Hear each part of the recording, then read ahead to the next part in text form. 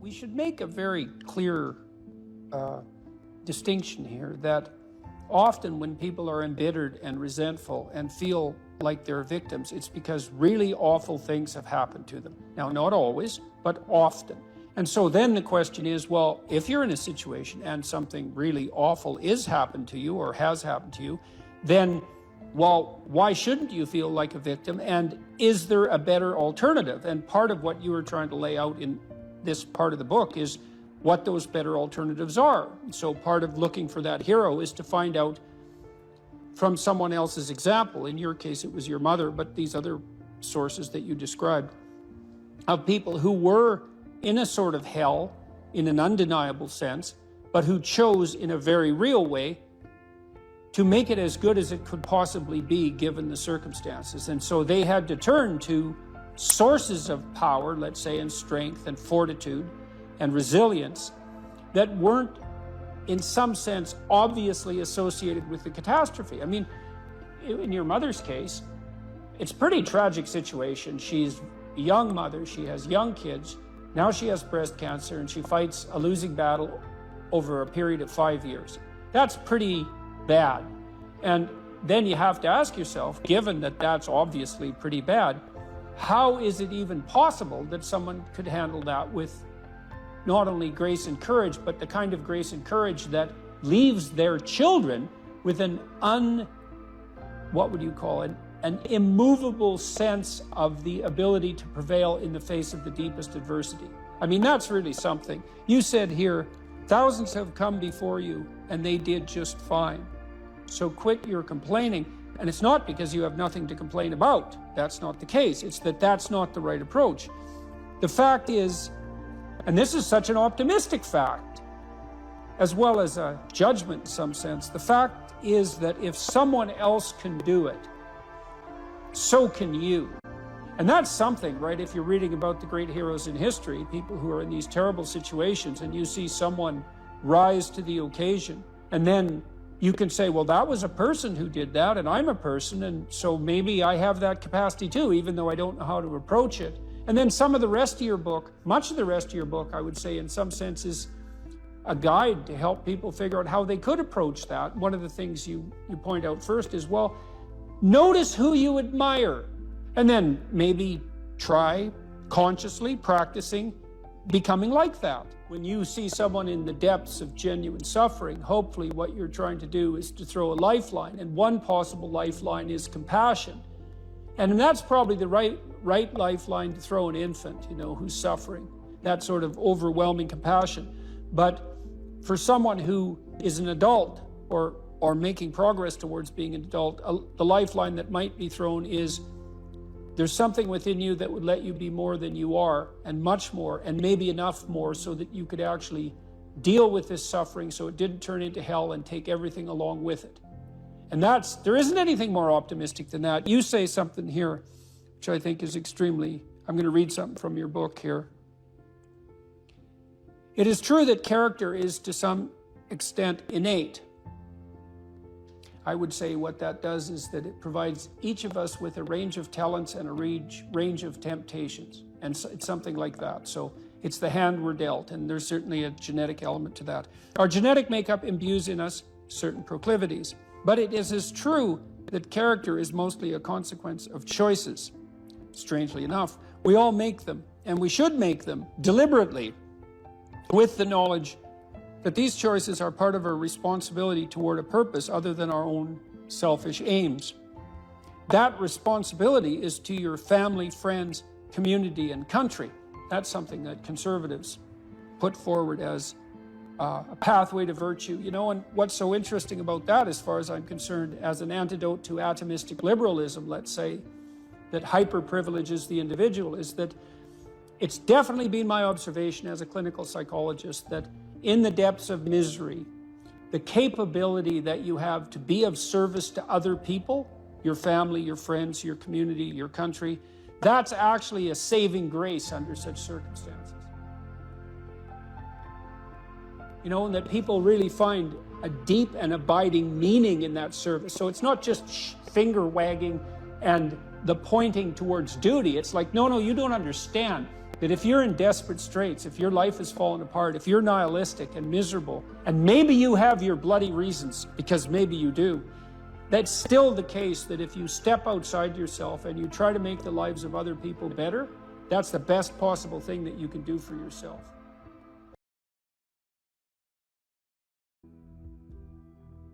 I had lots of clients and students who were chaotic in their orientation to life. They didn't know what to do, and they didn't know what to do about not knowing what to do. It's like, I don't know what to do with my life, and I don't know what to do about my ignorance. And my reaction to that, in some sense, wasn't exactly the reaction of a clinician, because not a typical clinician, because typical clinicians are liberal Protestant in their fundamental orientation, and they tend to think of psychological development as something like self-actualization, right? It's really a self-development process. But that wasn't my observation, partly influenced by the developmental psychologist Jean Piaget. I had a more communitarian view of human development than that, and my observation was that most people find the cardinal meanings in their life not as a consequence of the development of their self, whatever that is, but in service to other people, in the adoption of responsibility. You know, because you're told, be responsible, and it's a finger-wagging thing again, you know, that if you were a good person, you be responsible, you do your duty. But no one ever says, well, because that's where you find the abiding meaning in your life, and you need that meaning to sustain you through suffering. And that's definitely the case. You know, I was very ill for a number of years, and a lot of what got me through that wasn't my own special nature, let's say, but the support of my family and the support of my friends and the support of the broader community made a huge difference, not only psychologically, because I knew people were supporting me, but also practically. You build yourself a community, you sacrifice yourself in the service of other people, not so much because you should, although you should, but because that is where meaning is to be found, and you need a deep meaning to sustain you through tragedy. That's the arc. And you find that deep meaning, and you know, there's a notion that it's better to give to receive than to receive, and it sounds like a Hallmark greeting card in some sense, and people are cynical about that too. But yeah, you say that because you should be good and think that, but if you watch yourself, you'll see that it's true, because one of the things that's been really pronounced element in my life is that, you know, people thank me from time to time for things that I've done or said, and there isn't a better experience than that, you know, that you've put something out that's actually a manifestation of what you truly believe, and the consequence of that is part of the redemptive process for someone else. There is nothing that's better than that. Zero, nothing. In fact, I don't think there's anything that's even in the same conceptual universe of that in terms of its intrinsically rewarding properties. There's nothing better than to have people, perhaps particularly people you've never met, tell you that what you have been doing has had a salutary effect on their lives. And so that's a hell of a fine thing to aim for. And why not aim for it, you know? Because you could do it. If you put, I wouldn't even say necessarily that you put other people first, because I think that's a mistake, but I do think it's the case that you treat other people in the manner that you would wish to be treated if you were treating yourself properly. And that's also a sophisticated thing, right? To learn to treat yourself properly. Because that doesn't mean you get to fulfill every momentary whim, because that's what you do when you're 2, and 2-year-olds can't live without their parents. You know, you have to be wise enough to govern your current behavior in light of the future. And that's really what it means to be an adult. It's what it means to forestall gratification and to attain the responsibility of an adult. And the reason that you should do that, because you should, is because it's actually better, you know, in all ways. It's a panacea for suffering to adopt that responsibility. So I would tell my clients and students as well, it's like, well, let's just take a look at where other people find meaning, you know, and we'll see how your life matches with that. Do you have an intimate relationship? Yes or no? The right answer is yes. Now, maybe not for you, and maybe you don't right now, and maybe you have your reasons not to because you're a singular person in that regard, but probably not.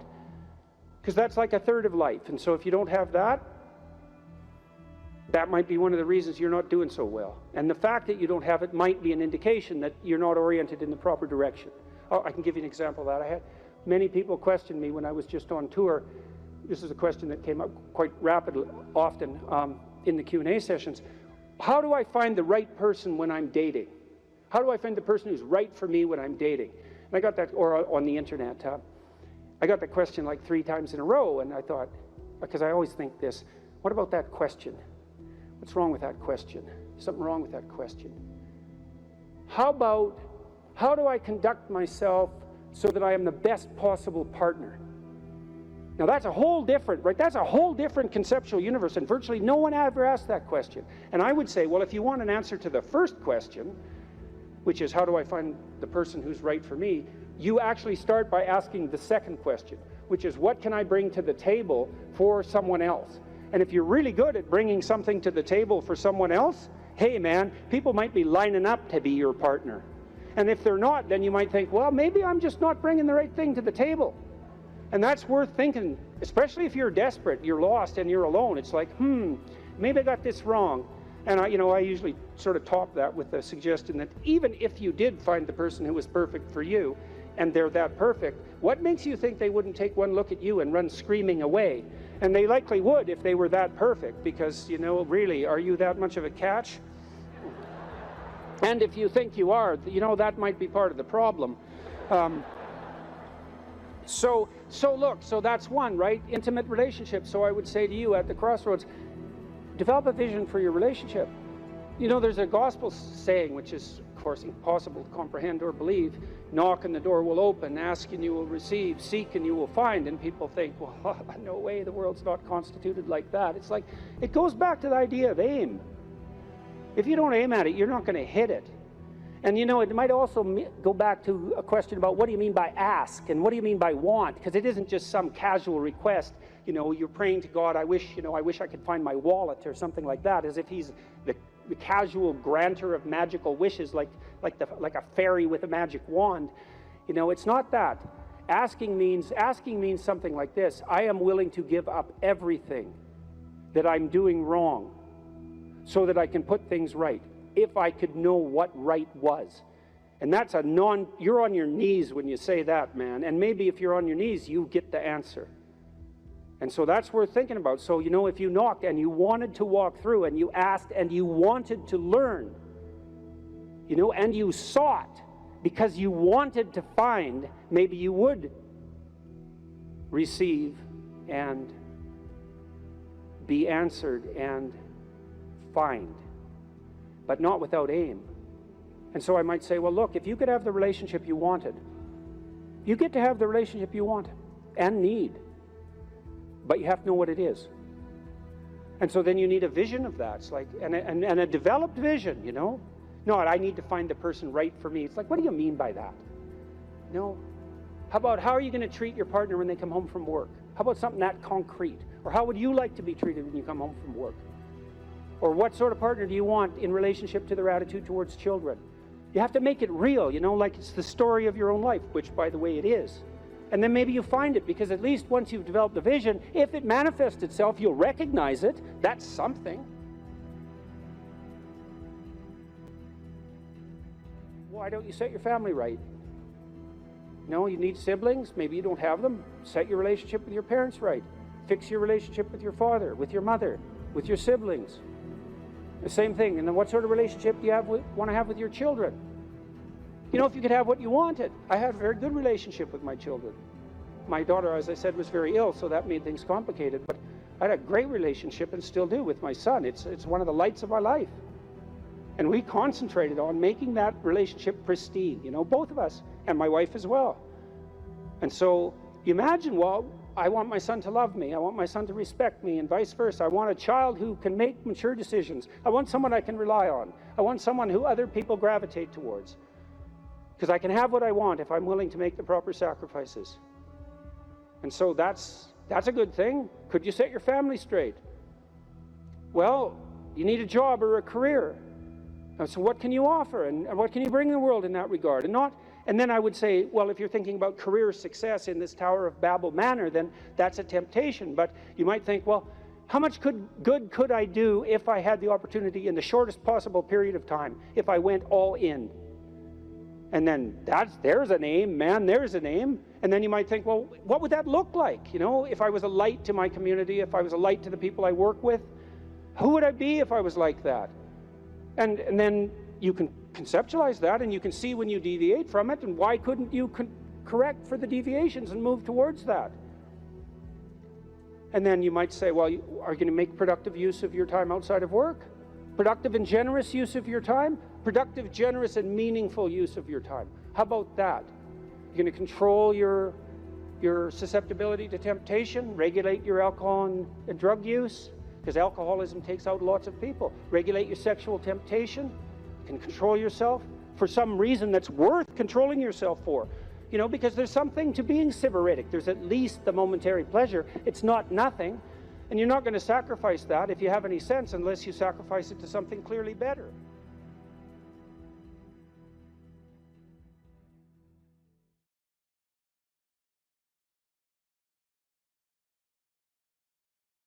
If you're thinking about your past, what it means is you haven't analyzed the causal chains. Because you might say, well, why do you remember your past? Well, you might say, well, it's in order to have an objective, record of the past. It's like it has nothing to do with that. There's only one reason you remember the past, and that's to be prepared for the future. That's why you remember the past.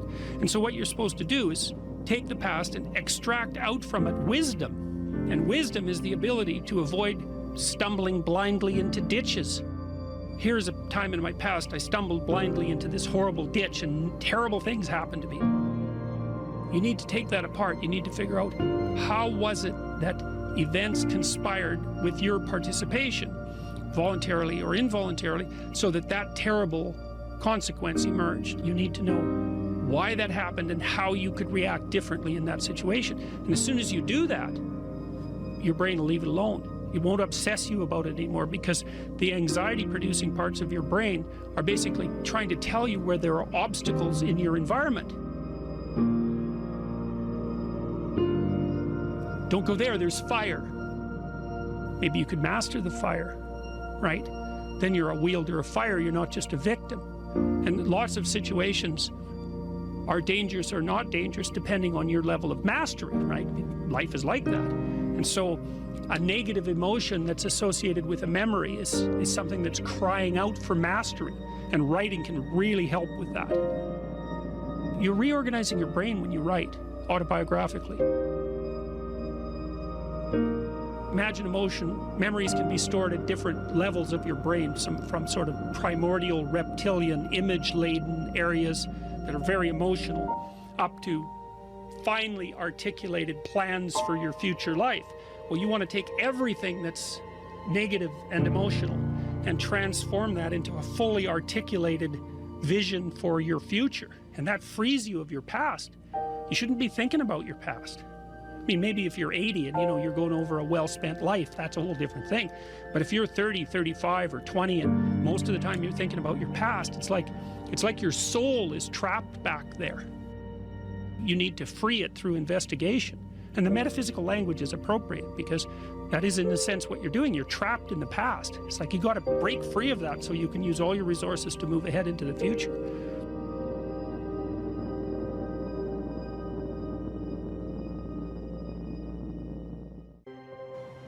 Imagine someone that you treat well, that you love, then try to treat yourself that way. You got to detach from yourself a bit. You got to think, okay, well, I'm a person among other people, and I deserve at least as much respect as a person among other people, and I should be trying to help myself across time. And instead of being self-contemptuous and self-destructive, I need to take care of myself as if I'm potentially valuable, and to lay out my life that way. And so that's what that chapter is about. And it's hard for people, they don't take care of themselves as well as they should. And I don't mean, take care of yourself. I mean, that isn't what I mean. It's like, it's not a moralistic attack. It's like, it's an encouragement to give yourself a bit of the benefit of the doubt. Take care of your room, take care of your things, like have some respect for yourself. It's like there is a lot of potential within you, and there's many things that you can do, and you're necessary more than you think to the unfolding of things. Like, if you make a bunch of bad decisions, things get worse, not just for you, like things get worse. And so it matters what you do, and so part of what you do is you want to treat yourself as if what you do matters. And so you want to have some respect for yourself. Young people like to think about ways to change the world, right? And that's actually a positive part of their development. It's a stage that the developmental psychologist Jean Piaget called the messianic stage, and he associated that with late adolescence. While young people want to change the world, the problem is that that's been harnessed into attempts to change other people. But that isn't what you should do. If you want to change the world, you should change yourself. In the sense that Alexander Solzhenitsyn said when he analyzed the Soviet Union, he said, don't be thinking that the line that divides good from evil runs down a political spectrum or countries or something like that. It runs down, right down the middle of your soul.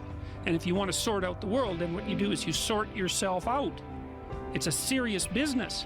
They say it's more difficult to rule yourself than to rule a city, because you're complicated and there are horrible monsters inside of you that need to be tamed and to be brought into alignment and submission so that you can be a powerful and useful person. And instead of rushing out there to change the world by changing other bad people, that they should look inward and sort themselves out properly. And if you have a memory that's more than 18 months old, approximately, and when you pull that memory up to mind, if you still have an emotional reaction, that means you haven't fully articulated the memory. You haven't analyzed it causally. You haven't freed yourself from its grasp, and you're carrying it like a weight. And your brain responds to that. Like the more weight you're carrying like that, more baggage, let's say, the more of the stress hormone cortisol your brain produces. And cortisol makes you old. Divide your life up into 6 epochs. And then divide each of those, that might be, say, birth to kindergarten, and then maybe elementary school, and then maybe junior high school, however you want to do it. And then to write about the emotionally significant events in each of those epochs, and then to describe their effects on you, and then to analyze how you did in those situations, what you might have done differently, what you might do differently in the future, to straighten out your past. And you know, people are very, very, very, very tough. And it turns out that if you face things, that you can put up with a lot more than you think you can put up with, and you can do it without becoming corrupted. And she did recover quite fully, and much as a consequence of her own machinations, because she figured out what was wrong with her and then took the necessary steps to fix it, which is nothing short of a bloody miracle as far as I'm concerned. And anyways, part of the cat bit is I actually start by talking about our dog, who actually died about a year ago, but he's still alive in the book. I let people know, because dog lovers love dogs, and if you love cats, then they think you don't like dogs, and then they think they don't like you. So I also point out at the beginning of the chapter that, if you want to pet a dog on the street, that's okay too, so you don't have to get up in arms about it. But the idea is that, you have to be alert when you're suffering. You have to be alert to the beauty in life, the unexpected beauty in life. And that's kind of what I was trying to get across with the idea of the cat. And there's this cat that lives across the street from us called Ginger, and Ginger's a Siamese cat. And cats really aren't domesticated, technically speaking. They're still wild animals, but they kind of like people. God only knows why, but they do, And so Ginger will come wandering over, and our dog looks at her, but they're friends, and she rolls over on his back, and Seiko used to, nose her a bit, and then she'd kind of mosey over and let you pet her if she was feeling like it that day. And you have to look for that little bit of sparkling crystal in the darkness when things are bad. You have to look and see where things are still beautiful and where there's still something that's sustaining. And you narrow your time frame, and you be grateful for what you have, and that can get you through some very dark times, and maybe even successfully if you're lucky. But even if unsuccessfully, then maybe it's only tragic and not absolute hell. And you can do that, in the worst situation. You can make it only tragic and not hell. And there's a big gap between tragedy and hell. There's nothing worse at a deathbed than to see the people there fighting. The death is bad enough, but you can take that, as terrible as it is, and make it into something that's absolutely unbearable. And maybe I think, and this is sort of what I closed the book with, this idea is that if we didn't all attempt to make terrible things even worse than they are, then maybe we could tolerate the terrible things that we have to put up with in order to exist. And maybe we could make the world into a better place, and it's what we should be doing and what we could be doing, because we don't have anything better to do. And that's what the book is about. And so now you're moving towards the promised land, let's say. So that's inspiring, and that produces positive emotion, because you experience positive emotion when you see yourself moving towards a valued goal. No valued goal, no positive emotion. That's how your systems are set up psychophysiologically. On the negative front, well, maybe anger and bitterness and fear stop you. Okay, so what do you do with them? Take good stock of your sinful nature, let's say. You know what temptations you're prone to and what knock you off the beaten track, and maybe you feel guilty about it. You know where your weaknesses are, and you probably have some idea of just what kind of hell you could inhabit if you let those weaknesses get the upper hand. So why don't you just write about that for 15 minutes? So let's say this isn't what you could have in 5 years. It's the pit you could dig for yourself if you decided to, just sit there or dig. Everyone has a sense of that, for some people. My temptation probably would have been alcohol. It calmed me in social situations. It made me feel a closer kinship to people, and it was a pretty good stimulant. And so it was a really good drug for me, and I enjoyed it quite a lot, too much. But I learned that I had better things to do. I wouldn't have stopped without better things to do. And what did you mean by better things to do? Well, I was writing my book, Maps of Meaning, when I was still carousing as a graduate student. I'd started to put my life together by that point quite a bit, but I was still a party animal and very social. And but I found that I couldn't think hungover. And not only that, I couldn't handle the emotional tension of what I was dealing with intellectually. It was too, because if you're hungover, your emotions are more sensitive, especially your anxiety. And the work I was doing was way too demanding emotionally, because I was dealing with historical atrocity, and the motivations for that was just too damn dark, to be dealing with hungover. Plus, once I had written a fair bit and was editing, once you've edited your work to a substantial degree, you have to use finer and finer gradations of judgment to continue to improve it. And if you're fuzzy-minded at all, if you've impaired your judgment, when you edit, you can make it worse, not better. And then I also realized that the only times I really regretted my actions was when I was drinking, because it disinhibits you, and that's fun. That can be really fun. But I'd wake up the next day and think, yeah, I was a little too provocative. I was a little too aggressive. I was a little too mean-spirited in my wit, a little too egotistical, or maybe more than a little on all of those fronts. A little careless in my choice of partner, a little uncontrolled in my social behavior in places I shouldn't have been, because I was starting to, I was a graduate student and a teacher by that point, and I was interacting with professors, say, in the social milieu. Responsibility grew. Yeah, well, it wasn't the time to be drunk. That just wasn't good. That worked in northern Alberta to some degree in some subcultures, but in those situations, it just made me look like a fool. Well, it made me into a fool, not just look like one. And then when you and I got married, I didn't, and we were going to have kids. I thought, well, I'm not drinking when I have kids. Yeah, I wanted children. Yeah, and you want to grow up at that point. And besides, I was ready to dispense with all of that by then. In any case, so you can imagine the hell you could inhabit. And then the advantage to that is, see, people are often afraid of moving forward, and no wonder.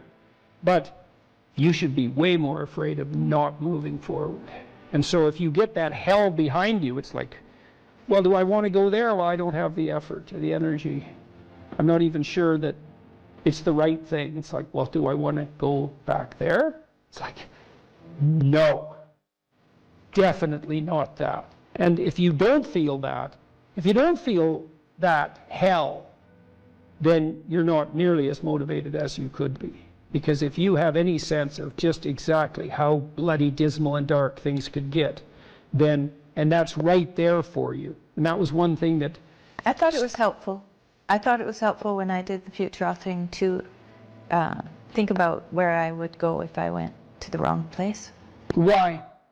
Well, it's just good to know how you will fall apart.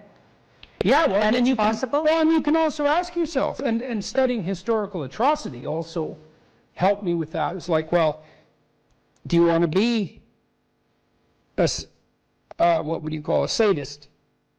You're bitter and resentful. You want to hurt other people? Is that where you want to end up? You want to lie and deceive? Because that's where you end up if you lie and deceive. You want to be resentful and bitter? Because that's where you end up if you're resentful and bitter. Yeah, but sometimes, you know, people, they just don't know what to do about it. So your program helps them to make a plan. Yeah, well, and the plan is really, look, we're visionaries, man. Human beings are visionaries. Really. Well, I found when I did the self-authoring, the 15 minutes of writing that I did, the dreaming I did, yeah. when I wrote about my future and just dreamed of what it could be like if it was just what I wanted. Yeah.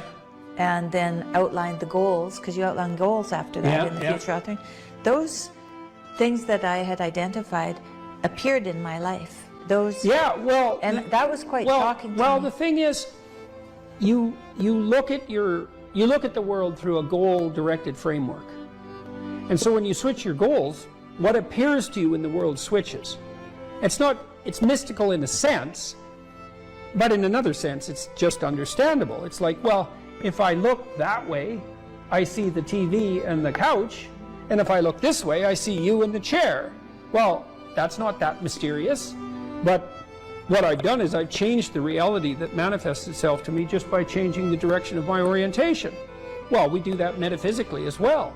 And so, for example, if you decide that you're going to be courageously trusting towards people when they offer you an opportunity, even though you're skeptical and timid, but you decide, no, I'm going to have some faith in people, so I'm going to be courageous and trusting. Then when they open a door to you that's an opportunity, you'll think, oh, that's a door I could walk through, instead of thinking I'm moving into a trap. And it's the same reality in some sense, but the degree, the way that you're interacting with it changes. Well, it can change. It can invert. It can change so radically that it barely looks like you're living in the same world. There are a lot of potential interpretations that you can validly lay on the world, and some of them are extremely positive, and they still work. And wouldn't that be lovely if you could lay an incredibly positive vision on the world in a calculating and strategic manner, not an instrumental manner, right? Because you're aiming at something genuinely good, and that would work. And that is how the world works. One of the things I loved about my clinical practice, I loved this. It was so good, and I miss it. We were always working. The best parts of me and my client were working together to make everything about their lives better. And it worked. You know, like I had lots of female clients who tripled their income in 4 years. They didn't even think that was possible. It's like, well, I don't make enough money, I'm barely making ends meet, single mothers, I have no idea what to do, I don't like my job. It's like, well, let's make a plan here. You know, what do you want? Well, I'd like to make this much money. Why don't we double that? And just, because you're going to aim at something. Some people do make more money than that, so maybe it could be you. Well, is that even possible? It's not even possible. It's like, well, let's just assume that maybe it's possible and see what you'd have to do. Well, you got to get your CV together. Well, it's full of holes. Okay, well, let's fix the holes. Okay, now you got to get a plan. Well, I'm not very good at interviews. Okay, let's practice interviewing till you're not just good at it, you're looking forward to it. You know, I had clients who were in such dire situations that all I could do was really help buffer them against that. But they were a minority. I wouldn't say more than 5% of my practice fell into that category. Everyone else, it was like just rapid improvement on all fronts, you know. And that's such fun. And there isn't anything more practical. This is the thing, too. There is nothing more practical than developing a vision. It's not some pie-in-the-sky exercise. Without a vision, you're chaotic and fragmented and hopeless and disappointed, and someone can stop you just by putting up a single obstacle. You're a house divided amongst itself. You have no forward movement. You're not enthusiastic, and that's to be filled with the Spirit of God, by the way. And your life is a sequence of disappointments and frustrations and tragedies, and you're a leaf blowing in the wind. And that is not what you're called to be. That's not what you're called to be. You're called to be a visionary constructor of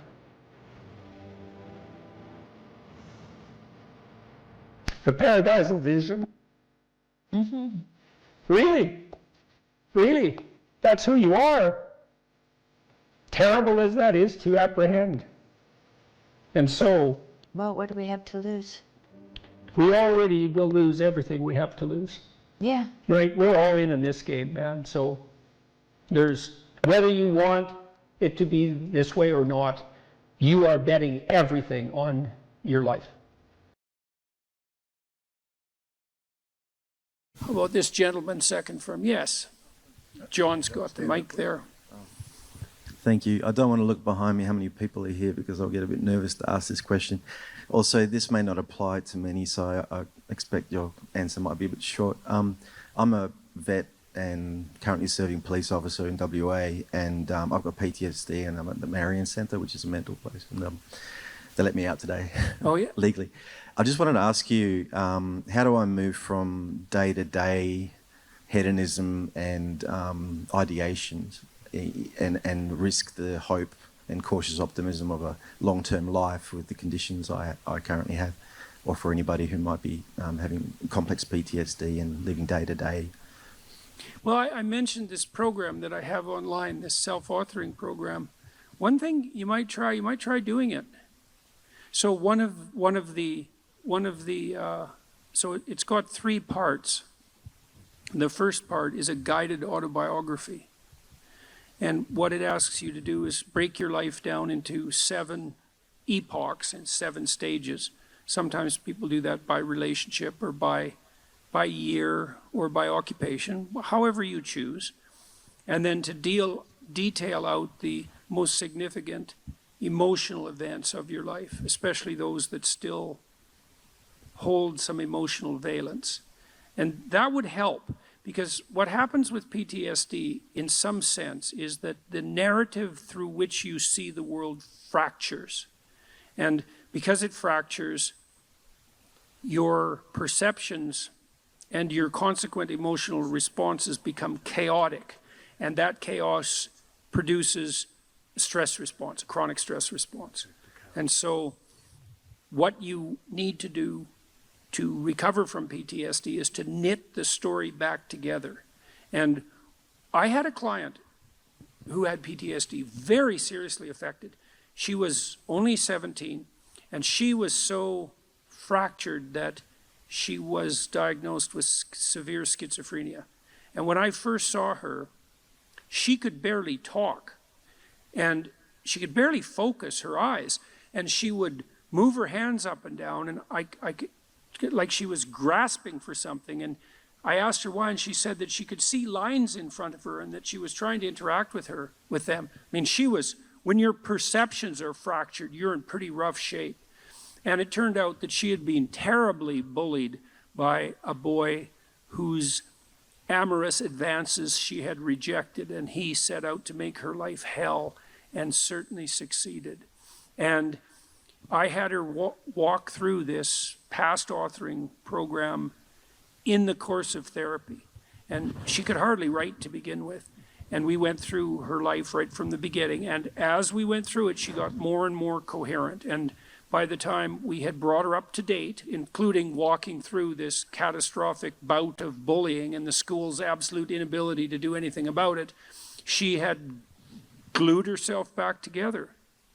So the other thing I would carefully recommend, especially if what traumatized you happened more than 18 months ago, is that you spend some time either writing about it, or another thing to try is just before you go to sleep, bring the memory to mind, and not enough to push you farther than you want to go, but as vividly as you can, and then let it go. Like, don't push yourself harder than you can. You'll see, you want to initiate a process of active engagement with the dragon that burned you, fundamentally.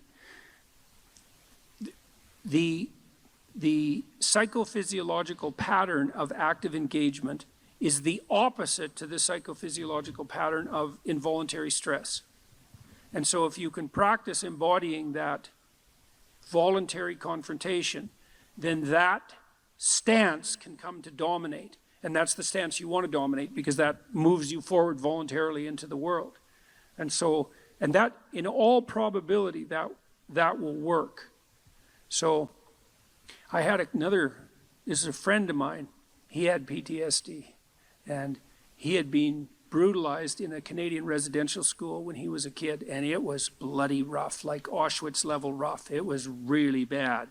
You can't listen to his story without it like breaking down, you know, it's bad. And he told me that he hadn't looked in a mirror for 40 years. He was unable to face himself, eh? And he also told me that when he dreamed, he was still 8 years old in his dreams, same age he was when the cataclysm occurred.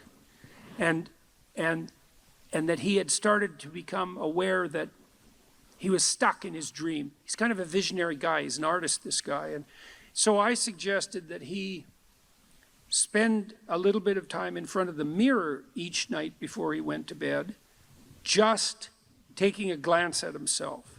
Because he had not looked at himself for so long, he didn't even know how old he was. So what happened in his dreams, this was so cool, he started to age in his dreams.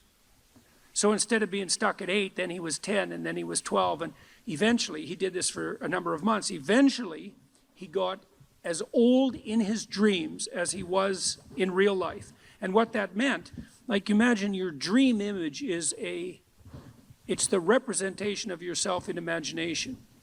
And if it's stuck 50 years in the past, then your self-concept is in some sense hasn't been updated for that period of time.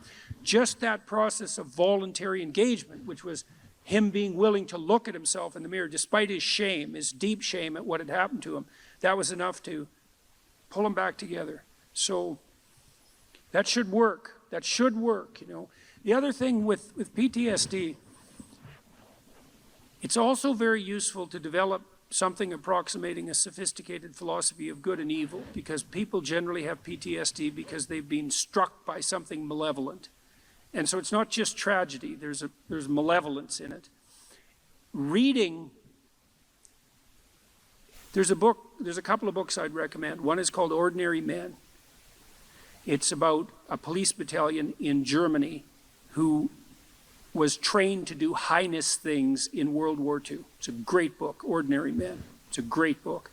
And another one I would recommend is called The Rape of Nanking. And these are rough books, man. The woman who wrote The Rape of Nanking, she committed suicide. It's a rough book. But the utility of the books is that they universalize malevolence. So almost everybody who's traumatized has been either touched by their own malevolence or by witnessing it or being subject to it at the hands of someone else. And one of the consequences of that is that if you don't have an advanced philosophy of good and evil, you have no place to put the contact with malevolence. Part of the utility of the doctrine of original sin was the universalization of malevolence. So, you know, you might say, and it's true, that there's a little bit of Hitler in all of us, and there's a little more than a little bit, you can be sure of that. And that's a pretty cataclysmic realization. And you might say, well, how can you bear that self-understanding or the revelation of that kind of malevolence in the world? And the answer is, in part, by understanding it as part of the eternal conditions of existence. You know, the idea that the state, the sovereign of the state has an evil uncle, that's an idea as old as time. So for the Egyptians, that was Set. And the sun sets, by the way, because the spirit of Set is what devours the sun at night. And Set is the root word for Satan. And so even the ancient Egyptians knew that malevolence that it was worthwhile contemplating the existence of malevolence as an independent spirit. And that allows you to take responsibility in some sense for the existence of malevolence in your own life, but it also universalizes it so that it's not exactly about you, right? It's more a reflection of the structure of existence as such. And that can allow you to detach yourself from it a little bit, and that can be extremely useful too. That's that willingness to gaze into the abyss, which is obviously what you were doing when you went to Ukraine. It's like, it's gazing into the abyss that makes you better. The thing is, and this is maybe where Nietzsche's idea is not as differentiated as it became, sometimes your gaze can be forcefully directed towards the abyss, and then you're traumatized. If it's involuntary and accidental, it can kill you. The more it's voluntary, the more transformative it is. And that's part of that idea about facing death and hell. It's like, can you tolerate death and hell? And the answer is, this terrible answer is, yes, to the degree that you're willing to do it voluntarily. And then you might ask, well, why should I have to subject myself to death and hell? I'm innocent. And then the answer to that is, even the innocent must be voluntarily sacrificed to the highest.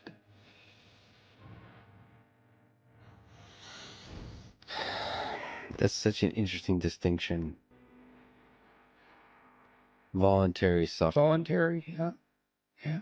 Well, that's why the central Christian doctrine is pick up your cross and follow me. And I'm speaking not in religious terms saying that. I'm just speaking as a psychologist. It's like one of the things we've learned in the last 100 years is voluntary exposure to that which freezes and terrifies you in measured proportions is curative. The first thing I do as a clinician, if someone comes to me and says they're depressed, is ask myself a question. Well, what does this person mean by that? So I have to find out, like, because maybe they're not depressed, maybe they're hyper anxious, or maybe they're obsessional. Like there's various forms of powerful negative emotion. So they need to be differentiated. But then the next question you have to ask is, well, are you depressed? Or do you have a terrible life? Or is it some combination of the two? So if you're depressed, as far as I can tell, you don't have a terrible life. You have friends, you have family, you have an intimate relationship, you have a job or a career. You're about as educated as you should be given your intelligence. Use your time outside of work wisely. You're not beholden to alcohol or other temptations. You're engaged in the community in some fundamental sense, and all that's working. Now, if you have all that and you're feeling really awful, you're either ill or you're depressed. And so then sometimes there's a biochemical route to that, treatment of that. My experience has been as a clinician is if you're depressed, but you have a life and you take an antidepressant, it will probably help you a lot. Now, maybe you're not depressed. Exactly. You just have a terrible life. What does that look like? You have no relationship. Your family's a mess.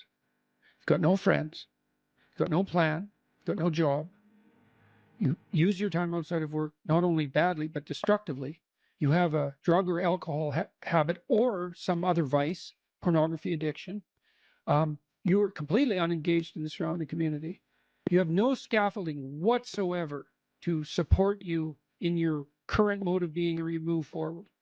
And then as a therapist, well, you do two things. Well, if it's depression per se, well, like I said, there's sometimes a biochemical route, a nutritional route. There's ways that can be addressed. It's probably physiological if you're, at least in part, if you're depressed but you have an okay life. Sometimes it's conceptual. You can turn to dreams, sometimes to help people, because dreams contain the seeds of the potential future. And if your person is a real good dreamer and you can analyze dreams, that can be really helpful. But that seems to be only true for more creative people. And for the people who just have a terrible life, it's like, okay, you have a terrible life. Well, let's pick a front. How about you need a friend, like one sort of friend. Do you know how to shake hands and introduce yourself? I'll have the person show me. So let's do it for a sec. So, yes, hi, I'm Jordan. And people don't know how to do that. And then they can't even get the ball rolling. For the listener, Jordan just gave me a firm handshake. Yeah, as opposed to a dead fish. You know, and there's these elementary social skills that hypothetically, if you were well cared for, you learned when you were like 3. And sometimes people I have lots of clients to whom no one ever paid any attention. And they needed like 10,000 hours of attention. And some of that was just listening because they had 10,000 hours of conversations they never had with anyone, and they were all tangled up in their head. And they had to just, one client in particular, I worked with this person for 15 years. And what she wanted from me was for me just to shut the hell up for 50 minutes, which was very hard for me, and to just tell me what had happened to her. And then what happened at the end of the conversation, then I could discuss a bit with her.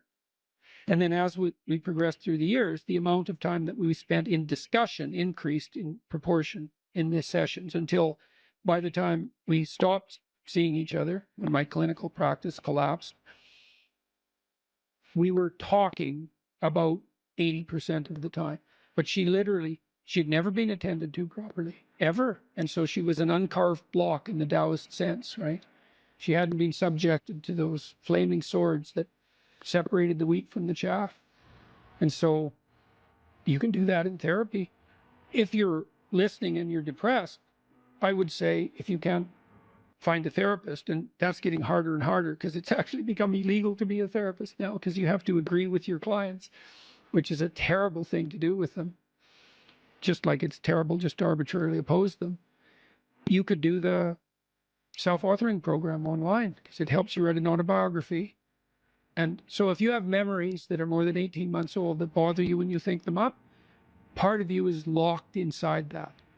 An undeveloped part of you is still trapped in that. That's a metaphorical way of thinking about it. That's why it still has emotional significance. So you can write about your past experiences, but I would say wait for at least 18 months if something bad has happened to you, because otherwise you just hurt yourself again by encountering it. You can bring yourself up to date with an autobiography. There's an analysis of faults and virtues, that's the present authoring, and then there's a guided writing exercise that helps you make a future plan. That's young men who do that could go to college. Young men who do that, 90 minutes, just the future authoring, 90 minutes. They're 50% less likely to drop out. That's all it takes. Like I had clients who were so depressed they literally couldn't get out of bed.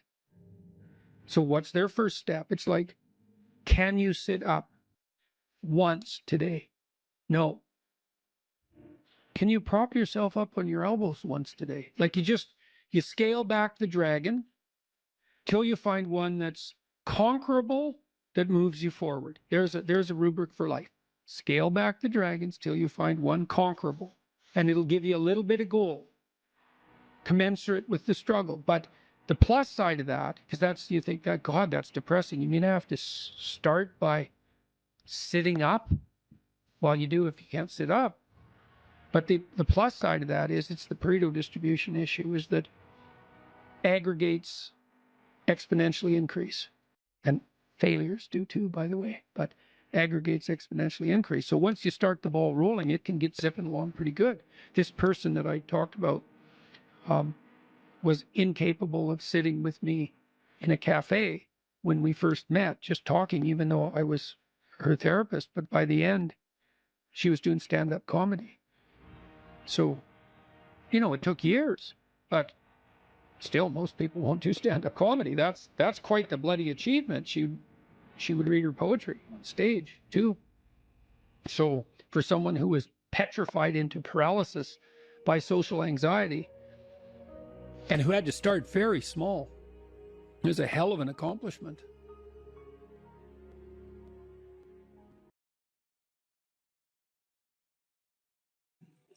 Let's say I was dealing with a client, and maybe that was somebody who, say a man, 35 years old, he still lived at home.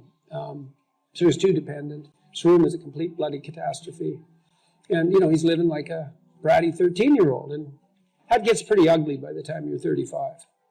And he knew it, and I'm sure his mother knew it, although obviously she put up with it, which was probably her mistake, at least in part. But maybe we decide, well, let's start by cleaning your room. And so as a cognitive behavioral psychologist, you engage in a process called collaborative empiricism.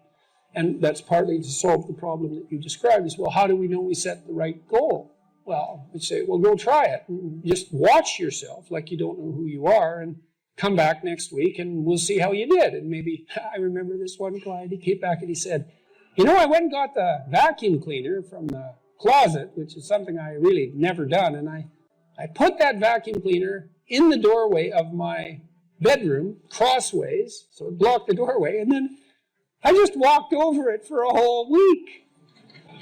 And like, he was completely nonplussed at his own intransigence. And look what he did, eh? He was so resentful and so angry that he, instead of vacuuming his damn bedroom like he planned, he just stuck the vacuum in his own way and then martyred himself over it every day for a week. It's like, okay then, we're starting to get somewhere with the whole you living at home thing here.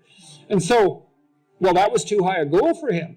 And you say, well, how do you know that? It's like, well, he didn't do it, did he? So then what you do practically is you say, well, how about you bring that vacuum cleaner into your room this week, and that's your whole assignment. And just watch what happens when you bring it in. Watch the fantasies that flicker in the back of your mind as you live out your resentment at your therapist, daring to make you bring that vacuum across the threshold of your bedroom. And so if people catch those fantasies, whew, that's quite the bloody night and quite the revelation to themselves, I can tell you, because you have to be one angry person to put a vacuum cleaner in your doorway and walk over it every day for a week. And so then we get somewhere. It's like, okay, now we're getting to the bottom of things, you know. But maybe the next week he'd come back, well, with the fantasies at hand and rather shocked as a consequence, but the vacuum cleaner was then in his room.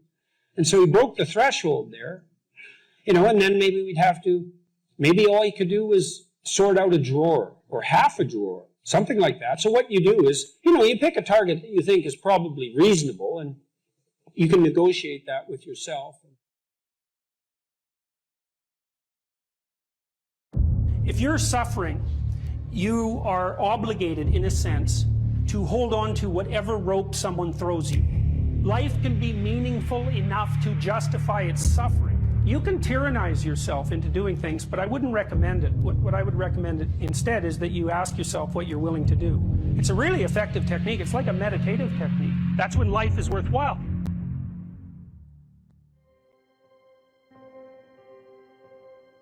I don't know exactly what's going to help you, but don't arbitrarily throw out any possibilities because you might not have that luxury.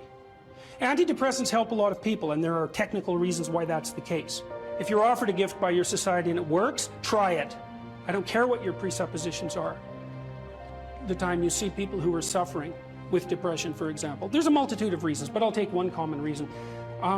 You could think about it as associated with the story of Peter Pan.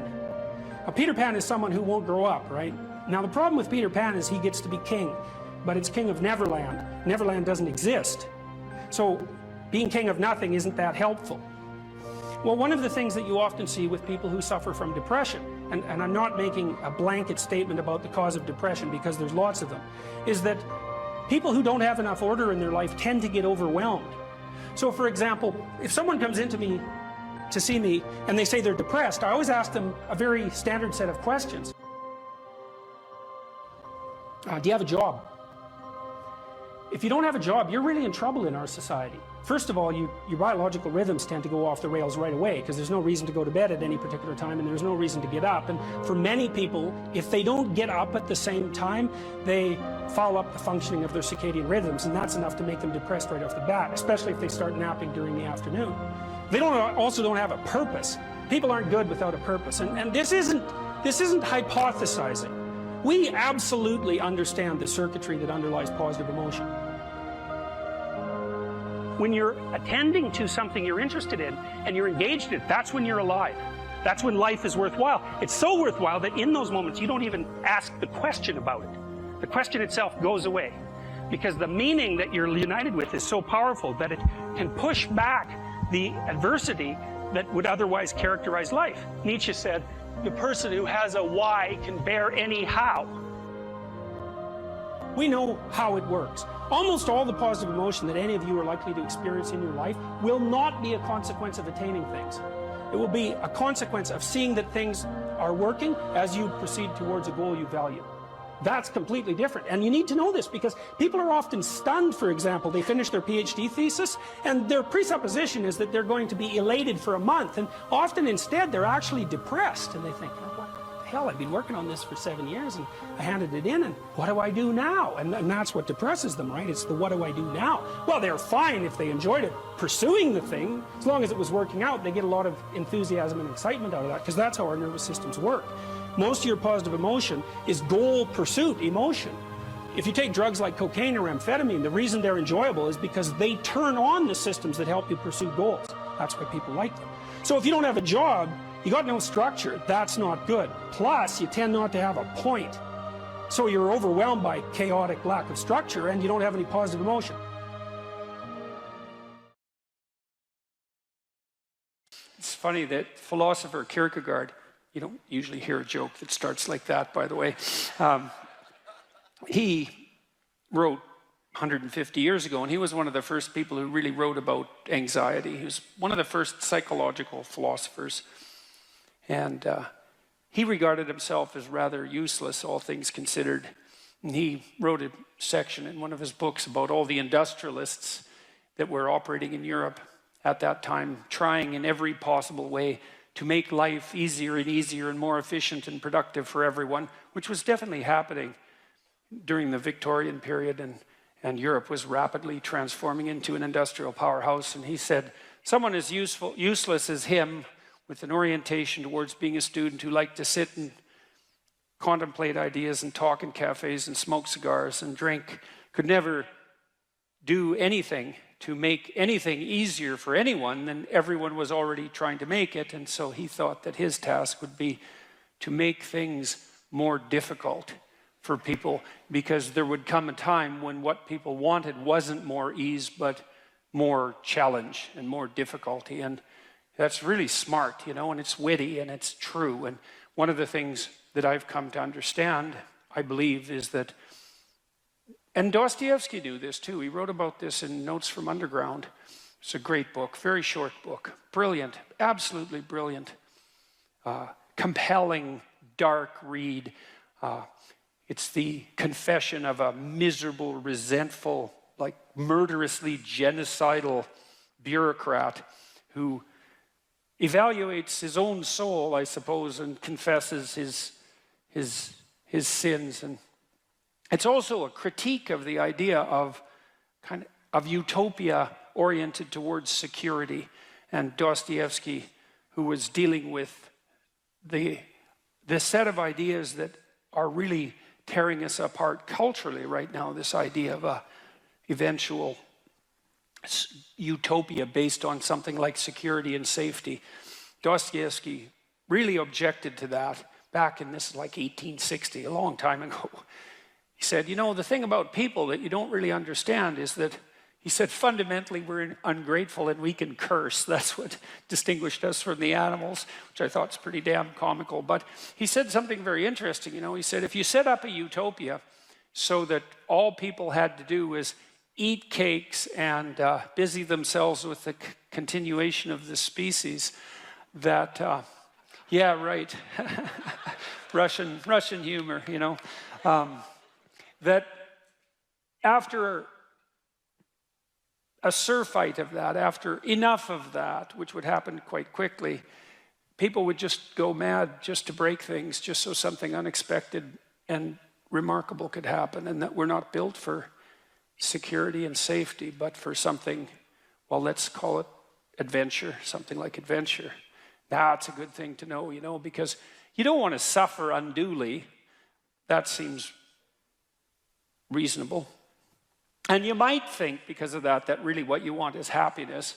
But then Solzhenitsyn, for example, he wrote about what happened in the Gulag Archipelago under Stalin and said, you know, if your goal is happiness, what are you going to do when the jackboots hammer down your door at 2 in the morning and haul you off to the prison camp, because you're not going to be happy there.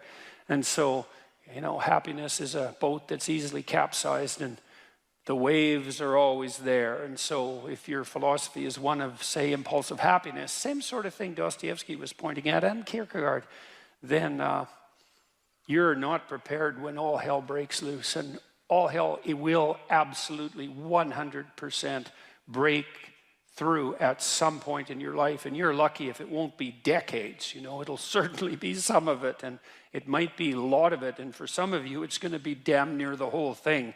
And so if what floats your boat is happiness, you're going to be capsized by the first decent wave. And so then you might ask yourself, you know, what do you have instead of happiness that might be even more reliable? And I do think that adventure is more reliable than happiness. And in the Old Testament story of Abraham, founder of the Abrahamic faiths, and obviously what would you call it, a crucial figure in the development of world culture, Abraham is presented as a late bloomer, to say the least.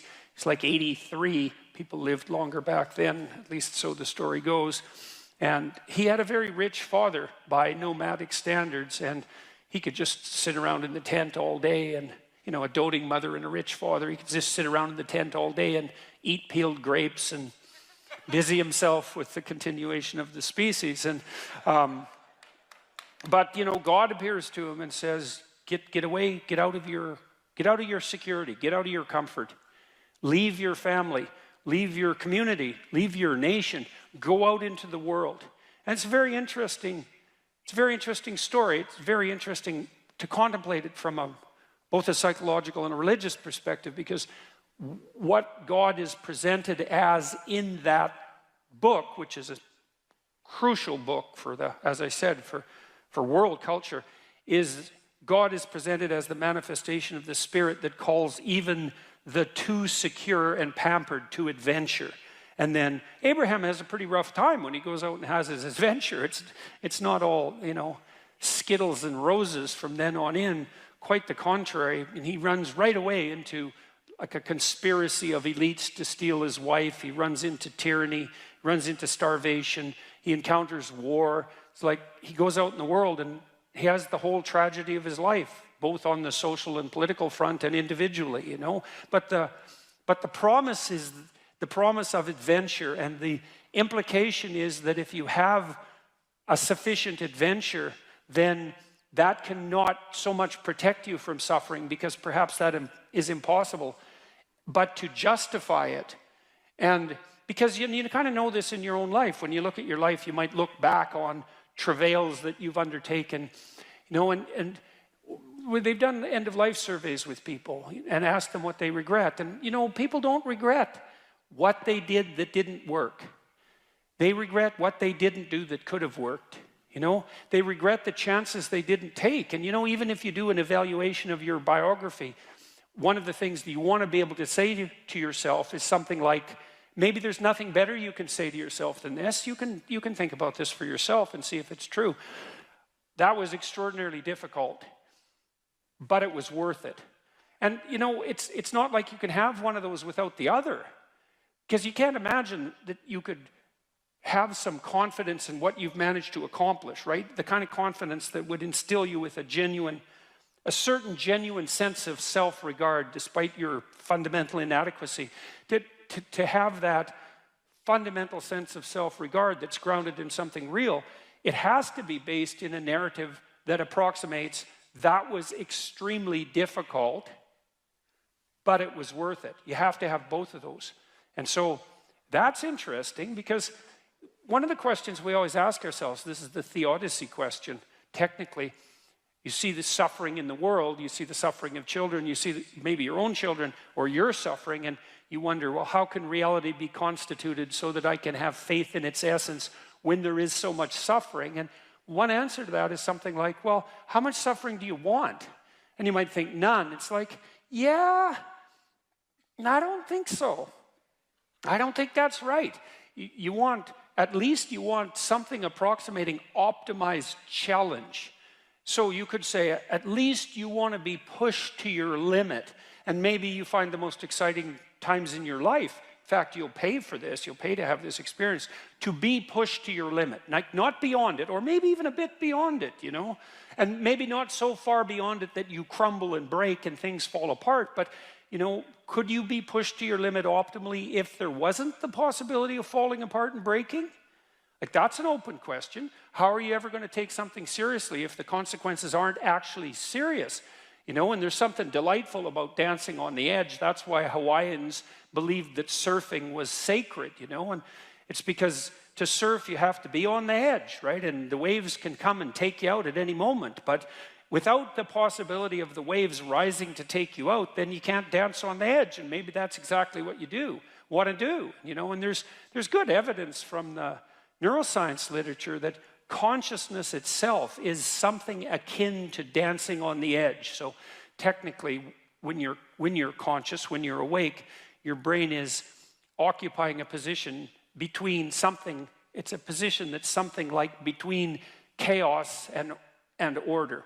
And if your brain's maximally ordered, well, you're just bored, nothing is changing. And if you're chaotic, then it's anxiety and catastrophe. But you want to be positioned right between those two, and that's when your consciousness is optimized, you know? And when your consciousness is optimized, then you're deeply engaged in life and everything seems alive and meaningful. And maybe that's the solution in some profound sense to the problem of suffering. It's that you optimize your interaction with chaos rather than being protected all the time from everything that could hurt you. And you kind of know this too if you have kids, because you don't want to keep your kids in an infantile state, and because when they're infants, pretty much what you do with them, say they're 6 months and younger, is you just keep them secure and safe, right? You just provide everything that you can for them. You have to do that because, well, what are they going to do? They just lay there fundamentally and squawk now and then. I mean, it's not like they're ambulatory. They can't go out and do things for themselves, and so it's up to you, and your goal is to keep them secure and safe. But once they start being able to move around, then increasingly it's sort of up to them. And if you have any sense as a parent, the psychoanalysts used to say, the good mother necessarily fails. And what did they mean by that? They meant, well, you know, if you're committed to your infant when you're a mother for the first 6 months, it's like it's all the kid, 100%, full self-sacrifice devoted towards the infant. That's the right attitude. But even by 9 months, child can crawl around quite a lot. They're developing something of an independent will. You start handing them challenges. You start handing them responsibility, and you keep them on the edge. And some of your kids are going to be able to be pushed harder than others, and part of the reason you have to develop a relationship with your kids, and your husband for that matter, is so that, you know, you can keep them dancing on the edge, on the proper edge. And that's even better than the mere provision of security.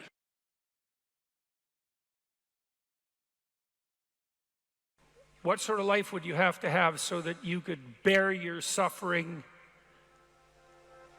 nobly? That's a good question to ask yourself. Now, and so we had people just write for 15 minutes. If you could have what you wanted and needed, what might that look like? And there's an instruction there too, is do it badly. Because what the hell do you know? And besides, your vision's going to change as you progress through your life. And so you're not going to get it done perfectly, but that's okay. Get it down. Get a rough first draft down, right? A rough approximation of who you could be if you got your act together. And not who other people think you should be, you know? Although that might enter into it because you don't want to be completely...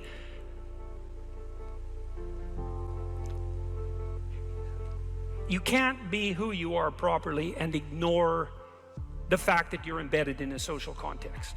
And so you have to take the fact that there are other people into account.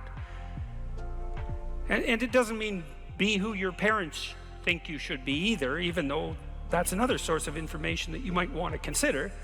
It's a deeper question. It's like, what would actually motivate you? And you might think, well, I could never have that. It's like, that's not the question that's being addressed here. Although I would say, there's no sense floating off into some kind of impossible juvenile fantasy. We're making an assumption that you're taking the question seriously and that you're going to remain within the bounds of what you regard as sanely reasonable.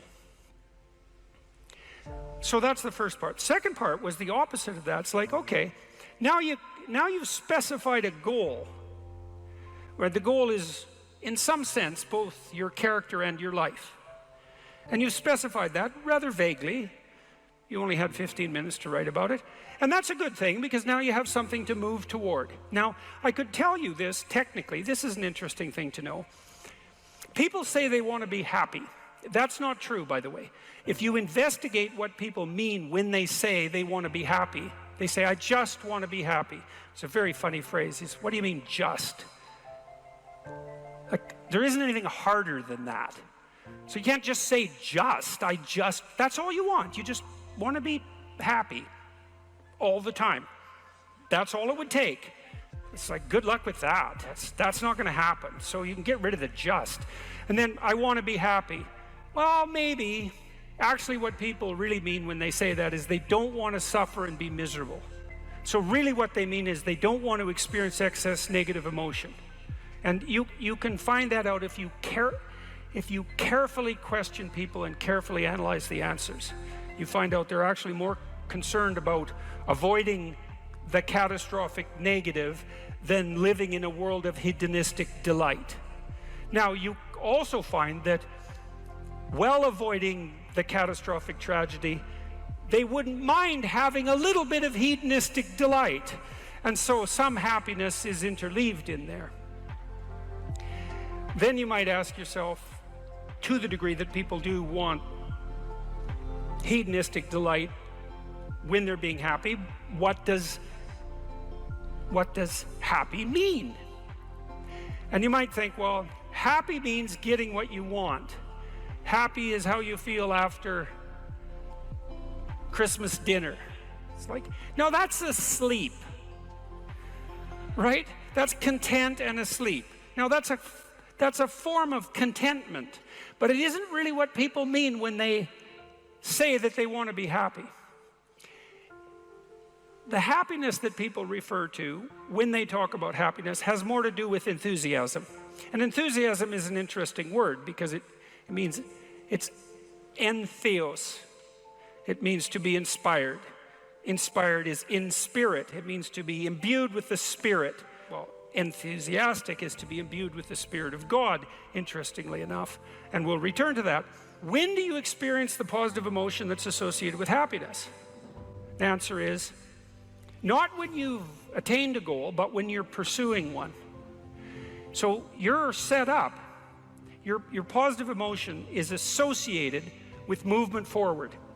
You could say that your positive emotion is the psychological equivalent of forward movement, just as your negative emotion is the psychological equivalent of freezing or retreating. And so your emotions are very tightly tied to your action. Freeze, retreat, negative. Advance towards a goal, positive. No goal, no positive emotion. Now, if you don't remember anything else from tonight, that's a good thing to remember.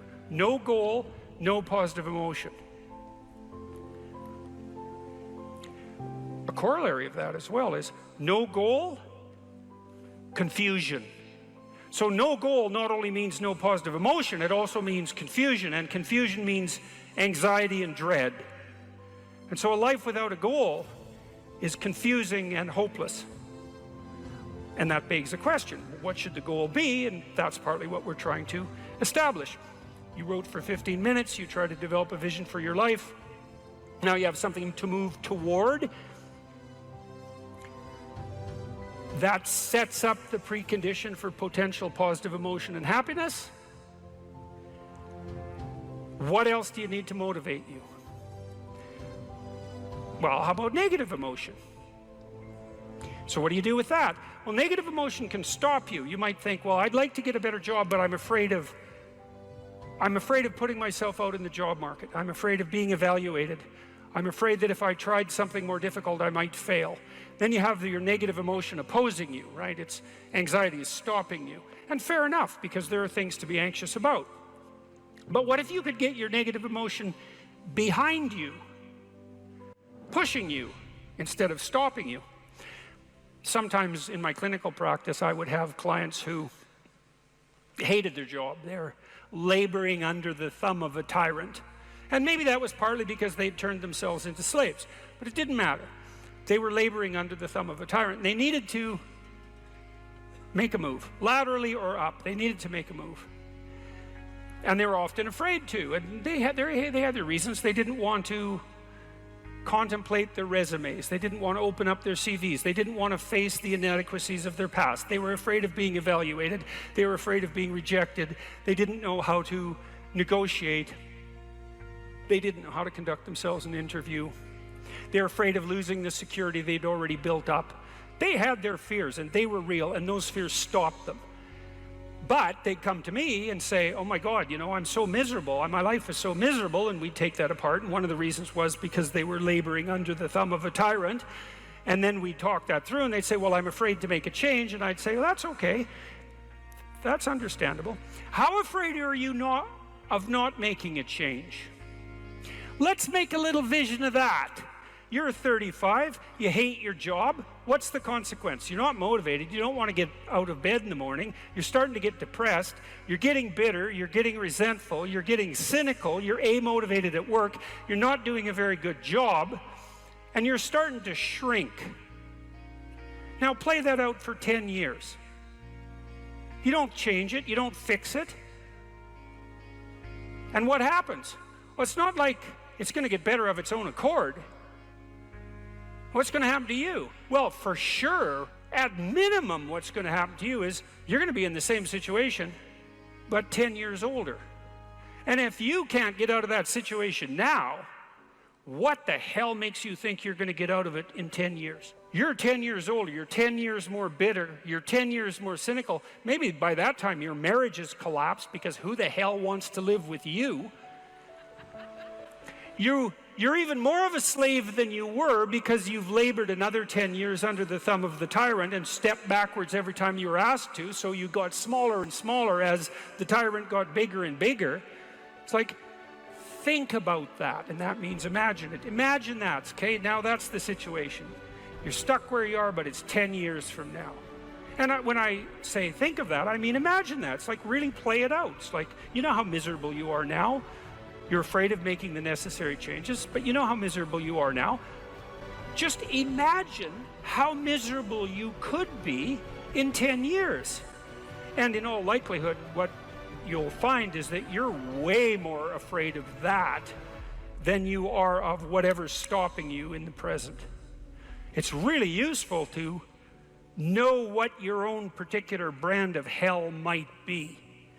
And so one of the things we do in this writing exercise is have people do the reverse. It's like, okay, so imagine now, 5 years from now, you've let whatever temptations you're particularly susceptible to have the upper hand.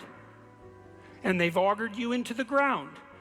You know, one person's an alcoholic, another person's a criminal, another person's living on the street, someone else is like skirting the edges of prostitution, somebody else is narcissistic and bitter, somebody else is depressed and anxious.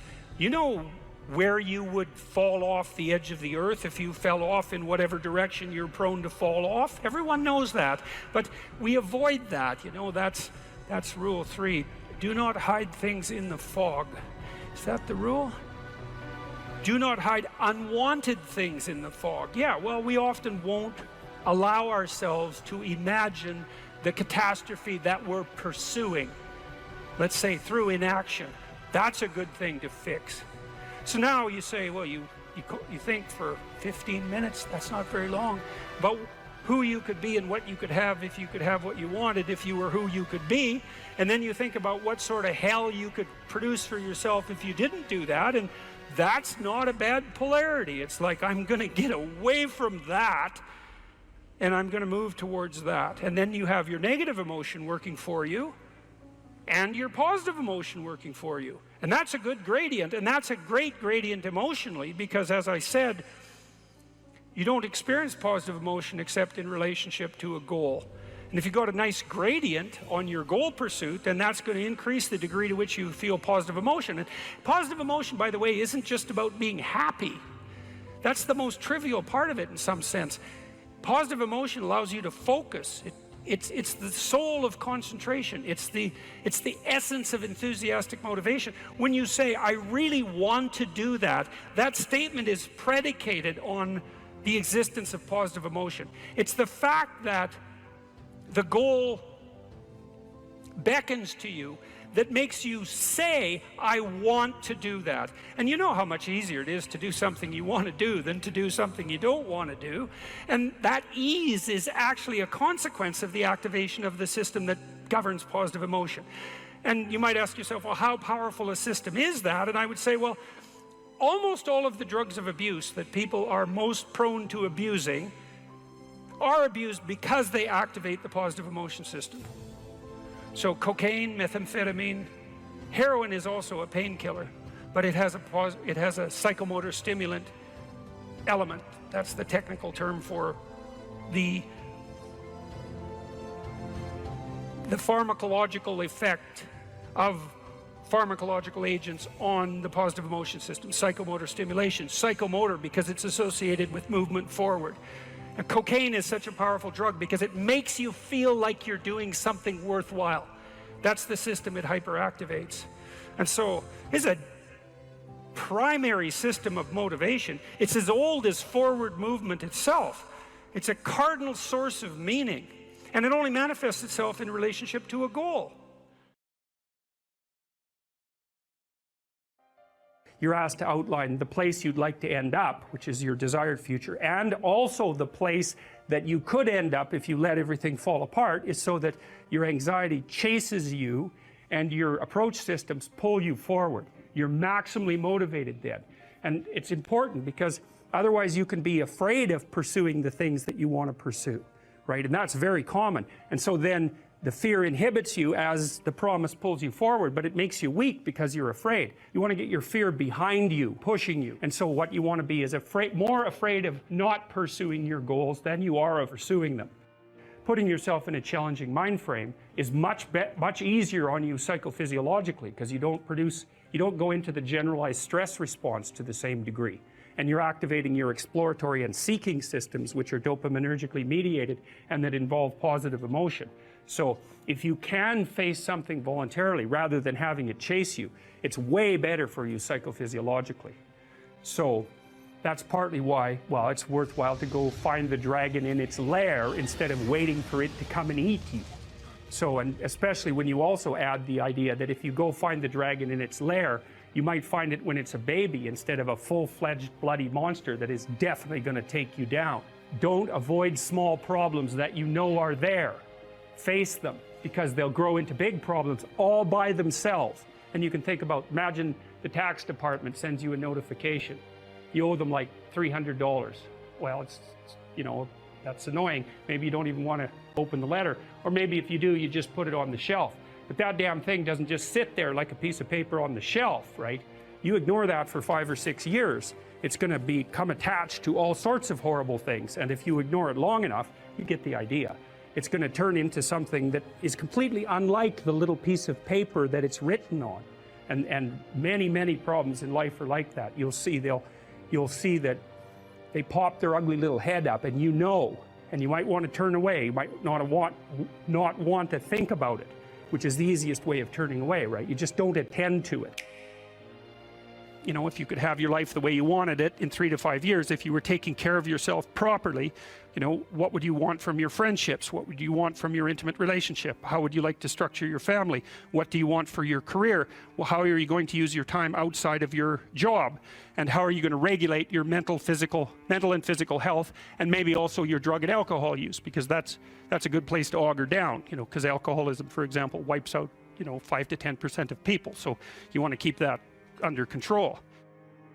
And then, so maybe you develop a vision of what you would like your life to be, and that associates the goal. Well, once the goal is established, and then you break down the goal into micro processes that you can implement, the micro processes become rewarding in relation to their causal association with the goal, and that tangles in your incentive reward system, and that's the thing that keeps you moving forward. And the way it works is that it works better if it produces positive emotion when it can see you moving towards a valued goal. Okay, well, what's the implication of that?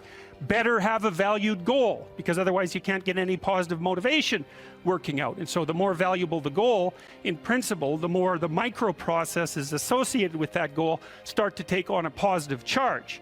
And so what that means is, well, you get up in the morning and you're excited about the day, you're ready to go. And so as far as I can tell, what you do is you specify your long-term ideal. Maybe you also specify a place you want to stay the hell away from, so that you're terrified to fail as well as excited about succeeding, because that's also useful. You specify your goal. You do that in some sense as a unique individual. You want to specify goals that make you say, oh, if that could happen as a consequence of my efforts, it would clearly be worthwhile. Because the question always is, why do something? Because doing nothing is easy. You just sit there and you don't do anything. That's real easy. The question is, why would you ever do anything? And the answer to that has to be because you've determined by some means that it's worthwhile. Number one, specify your damn goals, because how are you going to hit something if you don't know what it is? That isn't going to happen. And often people won't specify their goals too, because they don't like to specify conditions for failure. So if you keep yourself all vague and foggy, which is real easy, because that's just a matter of not doing as well, then you don't know when you fail. And people might say, well, I really don't want to know when I fail because that's painful. So I'll keep myself blind about when I fail. That's fine, except you'll fail all the time then. You just won't know it until you've failed so badly that you're done. Okay, so once you get your goal structure set up, you think, okay, if I could have this life, looks like that might be worth living, despite the fact that it's going to be, you know, anxiety provoking and threatening, and there's going to be some suffering and loss involved and all of that. Obviously, the goal is to have a vision for your life such that, all things considered, that justifies your effort. Okay, so then what do you do? Well, then you turn down to the micro routines. It's like, okay, well, this is what I'm aiming for. How does that instantiate itself day to day, week to week, month to month? And that's where something like a schedule can be unbelievably useful. Google Calendar. It's like, make a damn schedule and stick to it. Okay, so what's the rule with the schedule? It's not a bloody prison. That's the first thing that people do wrong. They say, well, I don't like to follow a schedule. It's like, well, what kind of schedule are you setting up? Well, I have to do this, then I have to do this, then I have to do this, you know, and then I just go play video games, because who wants to do all these things that I have to do? It's like, wrong. Set the damn schedule up so that you have the day you want.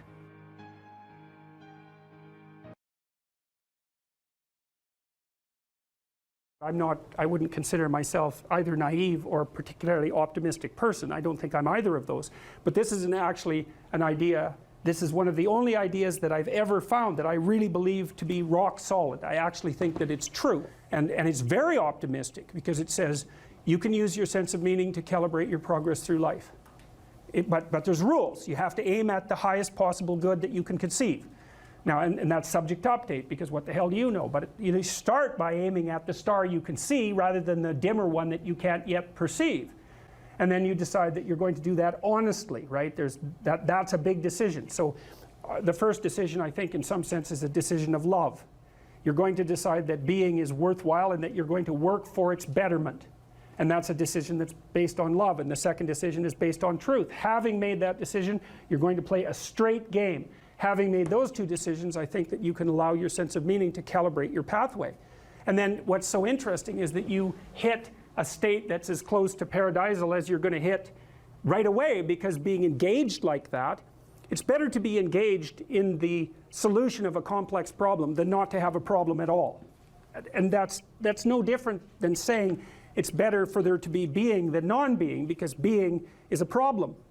And so if you want to have no problems, then you have no being. And you could say, well, being is so miserable that maybe that's the route we should take. And fair enough, but maybe you can have your cake and eat it too. You can have the damn problem. It can be a problem worth solving, and you can be so engaged in solving the problem that it justifies the fact that the problem exists. And then you get to have the problem and the solution at the same time, and maybe that's better than not having the problem at all. And I believe that, because one of the things I have seen, and I've seen this being so interesting when I've been lecturing to people, especially more recently, and this is also manifested itself on YouTube. I'm talking to people a lot about responsibility, and it's young men in particular that seem to be responding to that. And I think that's partly because I think that young women, in some sense, have their responsibility map already laid out for them. It's also less voluntary in some sense for women because they have more complicated problems to solve in the first part of their life, right? Because they have to get the family problem solved. But whatever. I've been talking in a very delineated manner about responsibility, which is a strange thing to sell to people, but responsibility is what gives your life meaning. And so then you might say, well, then take on ultimate responsibility. And what happens? You have an ultimately meaningful life. And then you might say, well, if your life is ultimately meaningful, it doesn't matter if it's punctuated by tragedy or even predicated on tragedy. It's worth it. And I think that's true. And everything I've seen indicates to me that's true. Every time I get my clients to take on more responsibility, you know, and it isn't an injunction. You're a bad person, you should take on responsibility. It has nothing to do with that. You can define the damn responsibility. It isn't something that someone else should impose on you. It's not a matter of doing what you should do in some abstract manner. It's not that. It's the choice of what game you're going to play. And you know, you can play the game of the seeker, I would say, and if you play that game, then everyone wins. And it's the best game you can play. And so the answer in some sense to the tragedy of life, to the catastrophe of life, to the fall, is to adopt the responsibility of mortality that goes along with that, and to play that game maximally. And paradoxically, it's in the willingness to do that that the solution emerges. And I don't, you know, I have done my best with every single thing I've talked to you guys about. I have done my best to do what Dostoevsky does in his novels, which is I make a proposition and then I spend months or years trying to figure out if I can take the bloody thing apart, if there's something wrong with it, because I want to find out. I want to hit it with a hammer and see if it breaks. And what I've been trying to do is to tell you all the things that I've gathered, let's say, or laid out or articulated or discovered over the last 30 years that I have not been able to break with the biggest hammer that I could take to them. And I guess that's the fundamental one, is that I believe that the idea that lurks in these images, derived from very different cultures, it's the same idea. Life is suffering. Right, indisputable. What do you do about that? You voluntarily accept it and then strive to overcome the suffering that's a consequence of that. And you do that for you, and you do that in a way that makes it better for other people. And then that works. And one question might be, well, how well does it work? And the answer is, the only way that you can find out is by trying it. That's it. That's the existential element of it. The proof is to be derived by the incarnation of the attitude in your own life. No one can tell you how it will work for you. It's the thing that your destiny is to discover that. And you have to make the decisions to begin with. It's like, because you can't do this without commitment. You have to commit to it first. That's the act of faith that Kierkegaard was so insistent upon. You have to say, I'm going to act as if being is good. I'm going to act as if truth is the pathway to enlightenment. I'm going to act as if I should pursue the deepest meaning possible in my life. And there's reasons to do none of those. They're real reasons. So it's really a decision. But you can't find out what the consequence of the decision is unless you make the decision. I think the same thing happens when you get married, by the way. Is that if you think you might leave, you're not married. And then you think, well, the marriage didn't succeed. It's like, well, maybe you were never married. Because the rule is, you don't get to leave. And there's a reason for that rule. Now, I'm not saying that there aren't situations where there should be exceptions made for that. That's not the point. The point is that there's some games you don't get to play unless you're all in. And the other thing that's so interesting about being alive is that you're all in. No matter what you do, you're all in. This is going to kill you.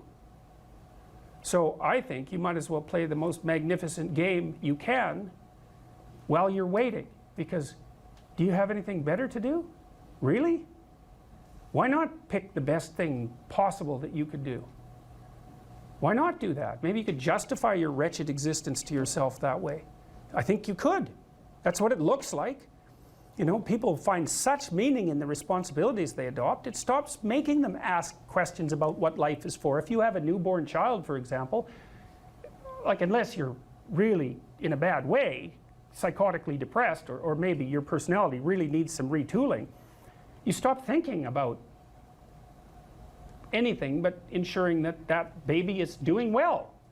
And if someone comes along and asks you an existential question about your commitment to that, the right response is, why are you asking me such stupid questions when this is manifesting itself right in front of your eyes? Like, how blind can you be? That isn't a time for questions about the meaning of life. The answer is right in front of you. And if you can't see it, it's not because life has no meaning, it's because you're blind. I mean, that's what the image of the Virgin Mother and the child is all about. It's like, what's the answer to the meaning of life? Here's an answer. It's like, well, I'm going to criticize that. Well, go right ahead. You know, it's like what you're like a what do you call that? A termite gnawing on a temple. There's no utility in that sort of criticism. It's blindness. And it's the same thing with regards to the path of the hero. It's like it glistens in front of you and you can criticize it. It's like, fine. Put the cart before the horse and see how far you get. So I thought, to bring full closure to the class, I was trying to solve this terrible puzzle that confronted me and many other people about how it was that human beings got themselves in such a tangle about what they believed. Such a tangle that we were pointing the ultimate weapons of destruction at one another, which, by the way, we are still doing. And I thought, okay, well, I understand that. We need our belief systems. They orient us. And that means there will be conflict between belief systems, and that can be a catastrophe. And that's being played out everywhere, again, in very many ways. What's the solution to that? Well, one possibility is there's no solution. It's just mayhem all the way around. Could be the case. But it seemed to me, as I delved into it, that the proper solution to that was to live properly as an individual, because you're more powerful than you think. Way more powerful than you think. I mean, God only knows what you are in the final analysis. You're blind to your own weaknesses, but you're also blind to your own strengths. And so then I think, well, if you got your act together, it'd be better for you, and instantly it would be better for your family, assuming they wanted you to get your act together, and not everyone does, and then it would be better for the community. It's like, how far could you take that? If you stopped wasting time, and if you stopped lying, and if you oriented yourself to the highest possible good that you could conceive of, and you committed to that, how much good could you do? Well, I would say, why don't you find out? So that's what I think you should do. You should find out. You don't have anything better to do. And there's nothing in it, as far as I've been able to tell, there's nothing in it but good. So maybe you could sort yourself out so that you wanted nothing but the good. And then maybe you could help make that manifest in the world. And maybe we wouldn't have all these terrible problems then. At least we'd have fewer of them, and that would be a start. So it's the answer to the problem of humanity is the integrity of the individual. That's the answer. So, and states that are predicated on that realization are healthy. So, and states that aren't are doomed to stagnation and catastrophic collapse. And personalities that are predicated on self-tyranny and the tyranny of others are doomed to collapse. So, and then you think, well, what's the barrier? And the barrier is, are you willing to accept the responsibility? And part of the answer to that is, reduce the damn responsibility until it's tolerable. You don't have to fix everything at once. You could just start by fixing the things that you could fix. Or you could even do it more. You could do it with even less self-sacrifice. You could start by fixing only the things that you want to fix. God, you can get a massive way that way. So do it. See what happens. That's what you should have been taught in university right from the beginning. It's like, aim at the highest good. Tool yourself into something that can attain it. And go out there and manifest it in the world. And everything that comes your way will be a blessing. And so, All you have to do is give up your resentment and your hatred. I know that's a hard thing to give up because you have plenty of reason for it. That's probably a good place to stop. So it was a pleasure.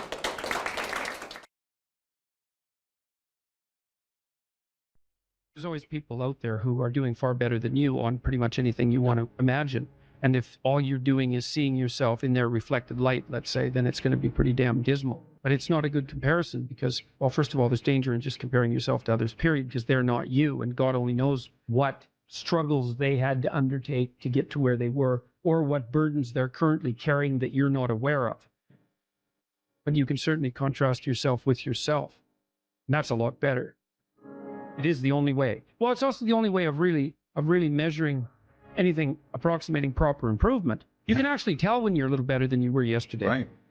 And you can actually do that. That's another thing that's so interesting about it, is that you can actually make yourself a little better in some way, pretty much, well, I don't know if it's at every moment, but you can certainly do it every day. You're quite different from other people, and you shouldn't be comparing yourself to them because they're not like you. You know, they don't have your family. They don't have your temperament. They don't have your troubles. They don't have your abilities. The only person that has those is you. Compare yourself to who you were yesterday and not to who someone else is today. And see, that's a game you can win. Be careful who you share good news with, because you want to share good news with people who are going to be genuinely happy for you, and that's one way that you can identify those people who are totally on your side. Be careful who you share bad news with, because that's equally tricky. You know, you want someone who will listen to you when you're having trouble and allow you your grief, especially if it's a consequence of something tragic, and who won't try to one-up you, you know, because often when you're talking to people, they'll be thinking about what they have to say that's worse, and that's not helpful if you need a listening ear. Make one room in your house as beautiful as possible. I talked a lot already about the necessity of cleaning your room, which is, you know, in some sense a foolish piece of advice because it seems so obvious, but it's not obvious at all. And you'll find if you try it, especially if you're in a household that's not very functional, that you'll encounter obstacles that you couldn't imagine existed while you're trying to put your life in order. And you can take your surroundings beyond order and move towards beauty, and that's unbelievably useful. One of the things that I've been you know, there's lots of different ways to interpret the world, and you can maybe even make a case that there's an endless number of ways to interpret the world. And the problem with that is that it kind of disorients you in terms of what you should be doing. But just because there's a very large number of ways to interpret the world doesn't mean there's a very large number of productive, meaningful, and sustainable ways to interpret the world. And one of the things you do have to do is figure out how you can conduct yourself today so that you don't upset the apple cart in a week or a month or a year. And so, you know, what you do in some sense psychologically is you admit to yourself that your current frame of reference is faulty. And then you start opening the door to a different kind of thinking, which is more creative thinking. It's more lateral thinking. Saying, well, I'm wrong, but that's not necessarily a problem because I could be right if I thought some other way. Well, you know, that's great. Often it works. Yeah. And there's almost no end to the utility of trying to figure out which ways that you're wrong. Yeah. Because there's lots of them. And every time you discover one, then you don't have to be quite so wrong anymore. That's a really good deal. Yeah. It's from the uphill climb that we derive our value, and I mean this technically. So almost all the positive emotion we feel, especially the emotion that fills us with enthusiasm, and that's experienced in relationship to a goal. And so in some sense, you want a goal that you can never attain. So you can always move closer to the goal that recedes as you move towards it. You think, well, that's frustrating. It's like Sisyphus pushing the rock uphill. But it's not, because as you pursue that goal, you put yourself together and your life does get better and richer and more abundant. And that's why the highest levels of virtue and goal are in some sense transcendent. You want them to be above everything you're doing so you can continually move towards something that's more sublime and better. That's what you are. You're here to live, not to sleep. And the problem with the vision of Mai Tais on the beach is that, well, first of all, that's a vision of drug-induced unconsciousness. Second, it's only going to work for about a week. Third, you're going to be a laughingstock in a month and depressed and aimless and goalless. You want a horizon of ever-expanding possibility. And so it does happen to people because they've staked their soul on the attainment of an instrumental goal. And it can be a pretty high order goal, but then you think, now I'm there, now what? Well, the answer can't be, well, I'm going to live in the lap of luxury and never have to leave the faith. What do you want to be, a giant infant with a gold bottle? You never have to do anything but lay in your back and suck. It's like, you see the problem with that as a conceptualization. It's no, you want to be like an active warrior moving uphill with your sword in hand. And that's dynamic, that's exciting. Lay a disciplinary structure on yourself. Get the chaos in check. And then you can move towards a state that's freer. It's discipline first. Like, look, if you're going to become a concert pianist, there's going to be several thousand hours of extraordinarily disciplined practice. That's the imposition of order on your potential, let's say. But what comes out of that is a much grander freedom. And so virtually every freedom that you have in life that's true freedom is purchased at the price of discipline. That it's not some casual self-help doctrine. It's that if you don't organize yourself properly, you'll pay for it, and in a big way, and so will the people around you. And I would say, start where you can start. You know, if something announces itself to you as in need of repair, that you could repair, then, hey, fix it. You fix 100 things like that, your life will be a lot different. Now, I often tell people, too, fix the things you repeat every day, because people tend to think of those as trivial.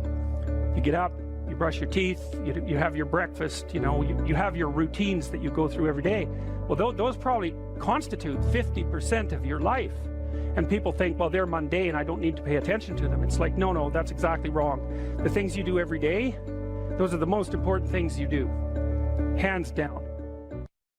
People are afraid of the truth because often if you reveal it, it causes conflict in the moment. Telling the truth is definitely an adventure. Seeking for sure, but also telling. Another way of going about it is to just say what you think and see what happens. That's an adventure because you don't know what the outcome is going to be. So look, there's this old idea that it's necessary to have faith in the truth.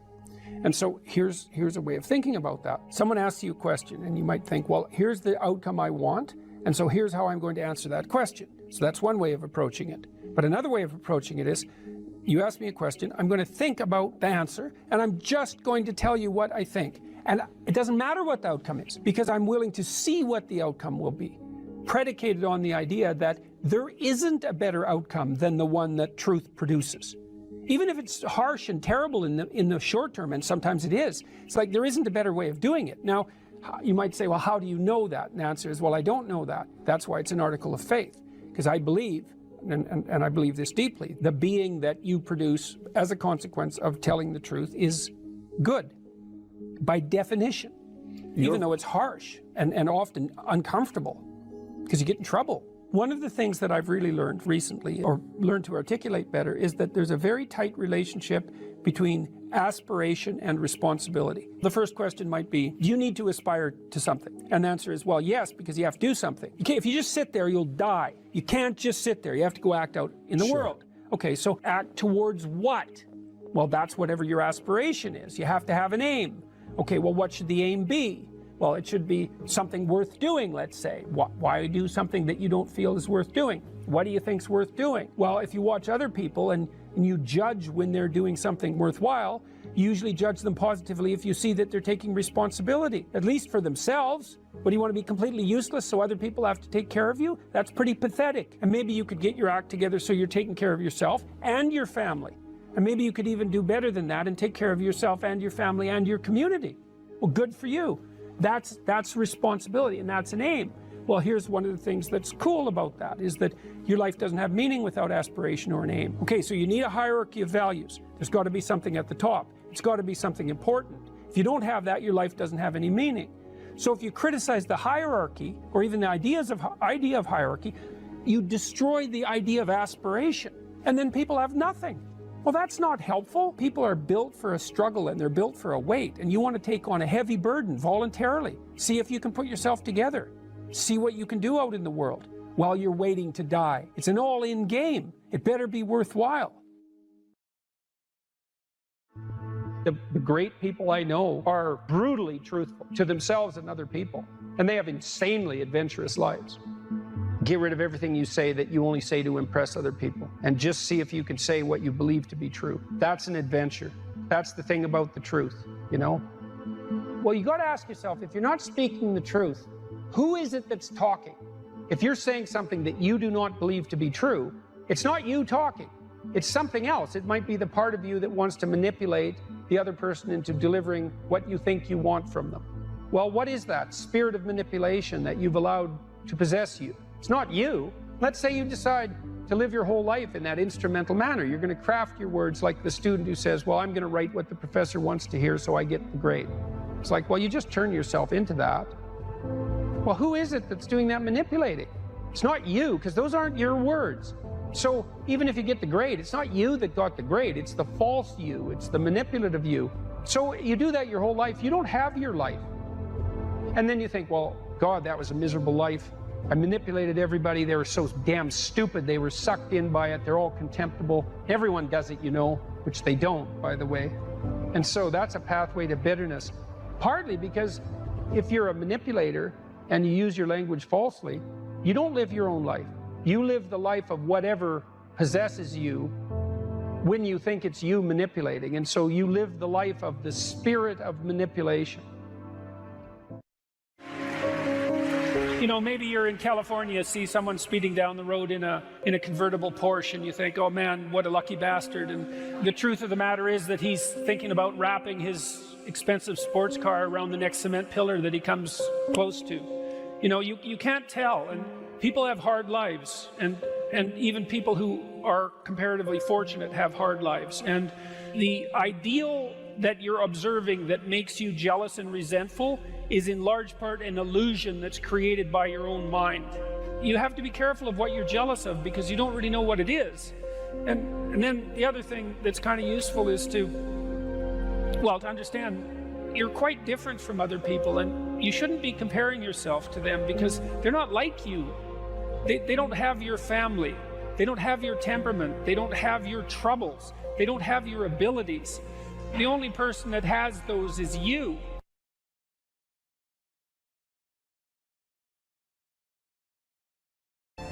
You don't know what's possible, and you're not as much as you could be. And so God only knows what you could do and have and give if you sacrificed everything to it. And that's the reason Abraham is constantly making sacrifices. And it's archaic, right? He's burning up like baby lambs, but like, well, they're alive, you know, that's something, and they're valuable, and that's something. You have to admit, even if you think about it as a modern person, that the act of sacrificing something might have some dramatic compulsion to it, you know, to go out into a flock and to take something that's newborn and to cut its throat and to bleed it and to burn it, might be a way of indicating to yourself that you're actually serious about something. And it isn't so obvious that we have rituals of seriousness like that now. And so it's not so obvious that we're actually serious about anything. And so maybe that's not such a good thing. And so maybe we shouldn't be thinking that these people were so archaic and primitive and superstitious. It's possible that they knew something that we don't. And certainly in the Abrahamic stories, one of the things that maintains Abraham's covenant with God is his continual willingness to sacrifice. And it's so that sacrificial issue is so important, because you are not committed to something unless you're willing to sacrifice for it. Commitment and sacrifice are the same thing. And I think it borders on miraculous that those concepts are embedded into this narrative at the level of dramatic action, you know, instead of abstract explanation. People are acting this out. And the fundamental conception is so profound that it's really quite awe-inspiring. It's breathtaking, really, when you understand what message is trying to be conveyed. You have to make sacrifices, and what do you have to sacrifice? You have to sacrifice that which is most valuable to you currently that's stopping you. And God only knows what that is. It's certainly the worst of you It's certainly that. And God only knows to what degree you're in love with the worst of you. So you move from the unbearable present to the ideal future, and you can't help that. You have to live in a structure like that. That's your house. That's another way of thinking about it. And if you want to get your house in order, and if you want it to be a place that you can live properly, then you have to plan the future that is perfect. And then I think, well, what does that mean? And it means it's good for you, right? And one of the things that I do all the time with my clinical and consulting clients is try to figure out what would be good for them. But we do more than that. We try to think, okay, well, how can we set this up so it's really good for you, and that all the side consequences of that are things that are good for other people.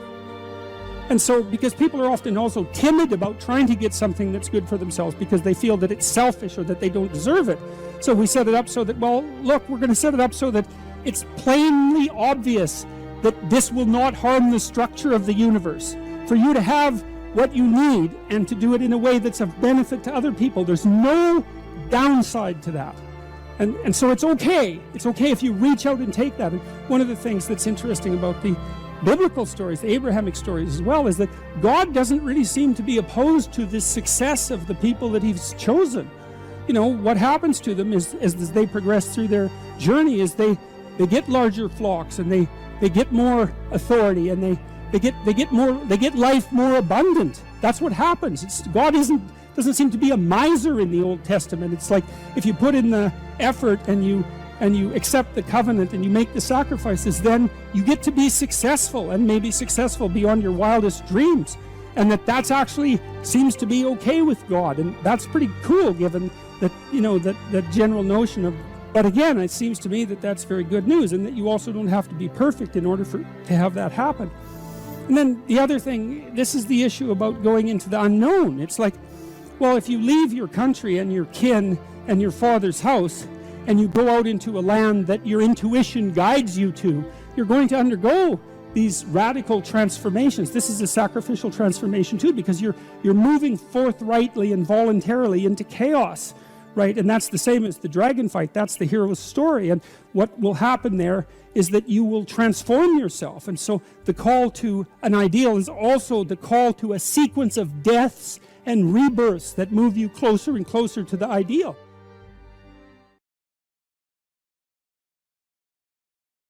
Carl Jung talked about this phenomenon he described as retrogressive restoration of the persona. It's a complicated idea, but basically what it means is that sometimes you take a leap forward and you learn some things, but you can't catalyze a new identity, so you try to go back and hide in your old identity. And that actually doesn't work, because, well, things have changed and you've learned something, and that isn't who you are anymore.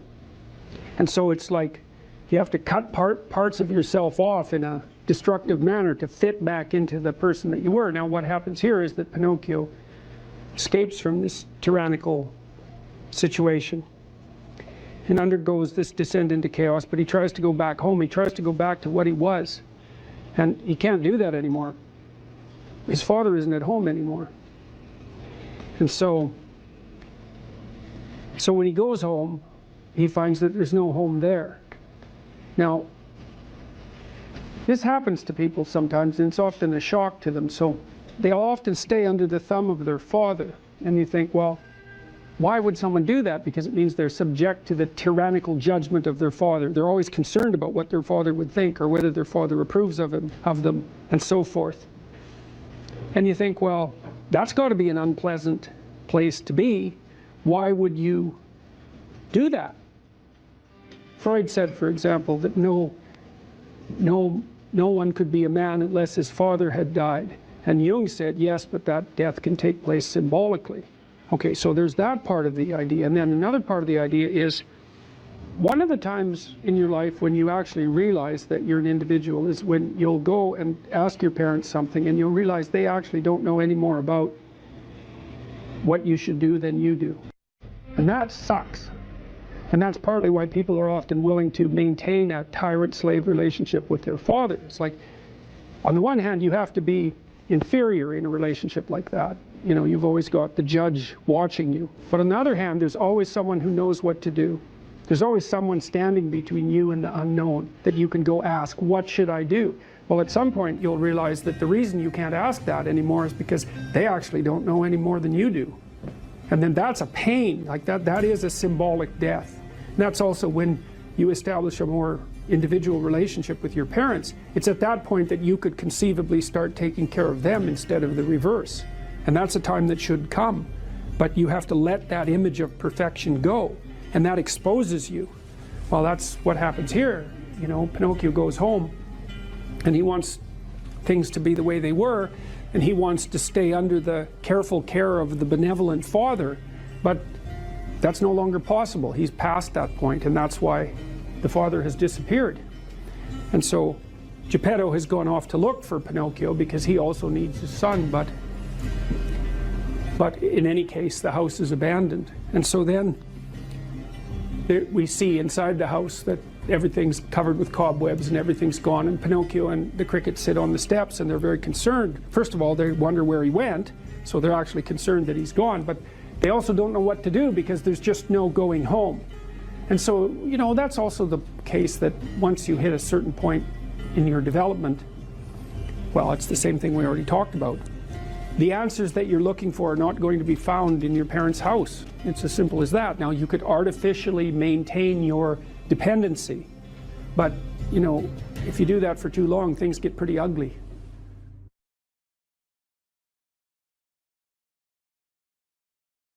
The empirical viewpoint is in some sense that what you know as a consequence of sense data. And the problem with that proposition is that there is mystery embedded inside the axiomatic presupposition of sense data. So behavioral psychologists believed that animals, and they tried to model animal behavior using these a priori theory, the animal reacted reflexively to a stimulus. And so that's a deterministic machine hypothesis. And that always bothered me, partly because animals don't do that. So for example, if you train a rat to run down a maze, it'll learn how to run down the maze. And then if you bind the back legs of the rat, and you put its rear end on a wheeled chariot, it will propel itself through the maze on the wheels. And obviously it didn't learn that reflexively because there aren't that many wheeled rats. And they just don't have that kind of experience. And so the rat's perfectly capable of modifying what it learned in this hypothetically deterministic manner to react to an entirely different set of challenges and come up with exactly the same solution. There was an old behaviorist joke that under controlled laboratory conditions, an animal will do exactly what it damn well pleases. And I like that very much. And the problem with the behaviorist theory of stimulus response was the axiomatic presupposition that the stimulus was given. That you just look at the world and there's the stimulus right in front of you. That takes no effort, and you merely respond reflexively to it. And that's so wrong that it's almost incalculable, because it turns out that perceiving the world is so complex that in some real sense, not only do we not know how we do it, but it looks impossible.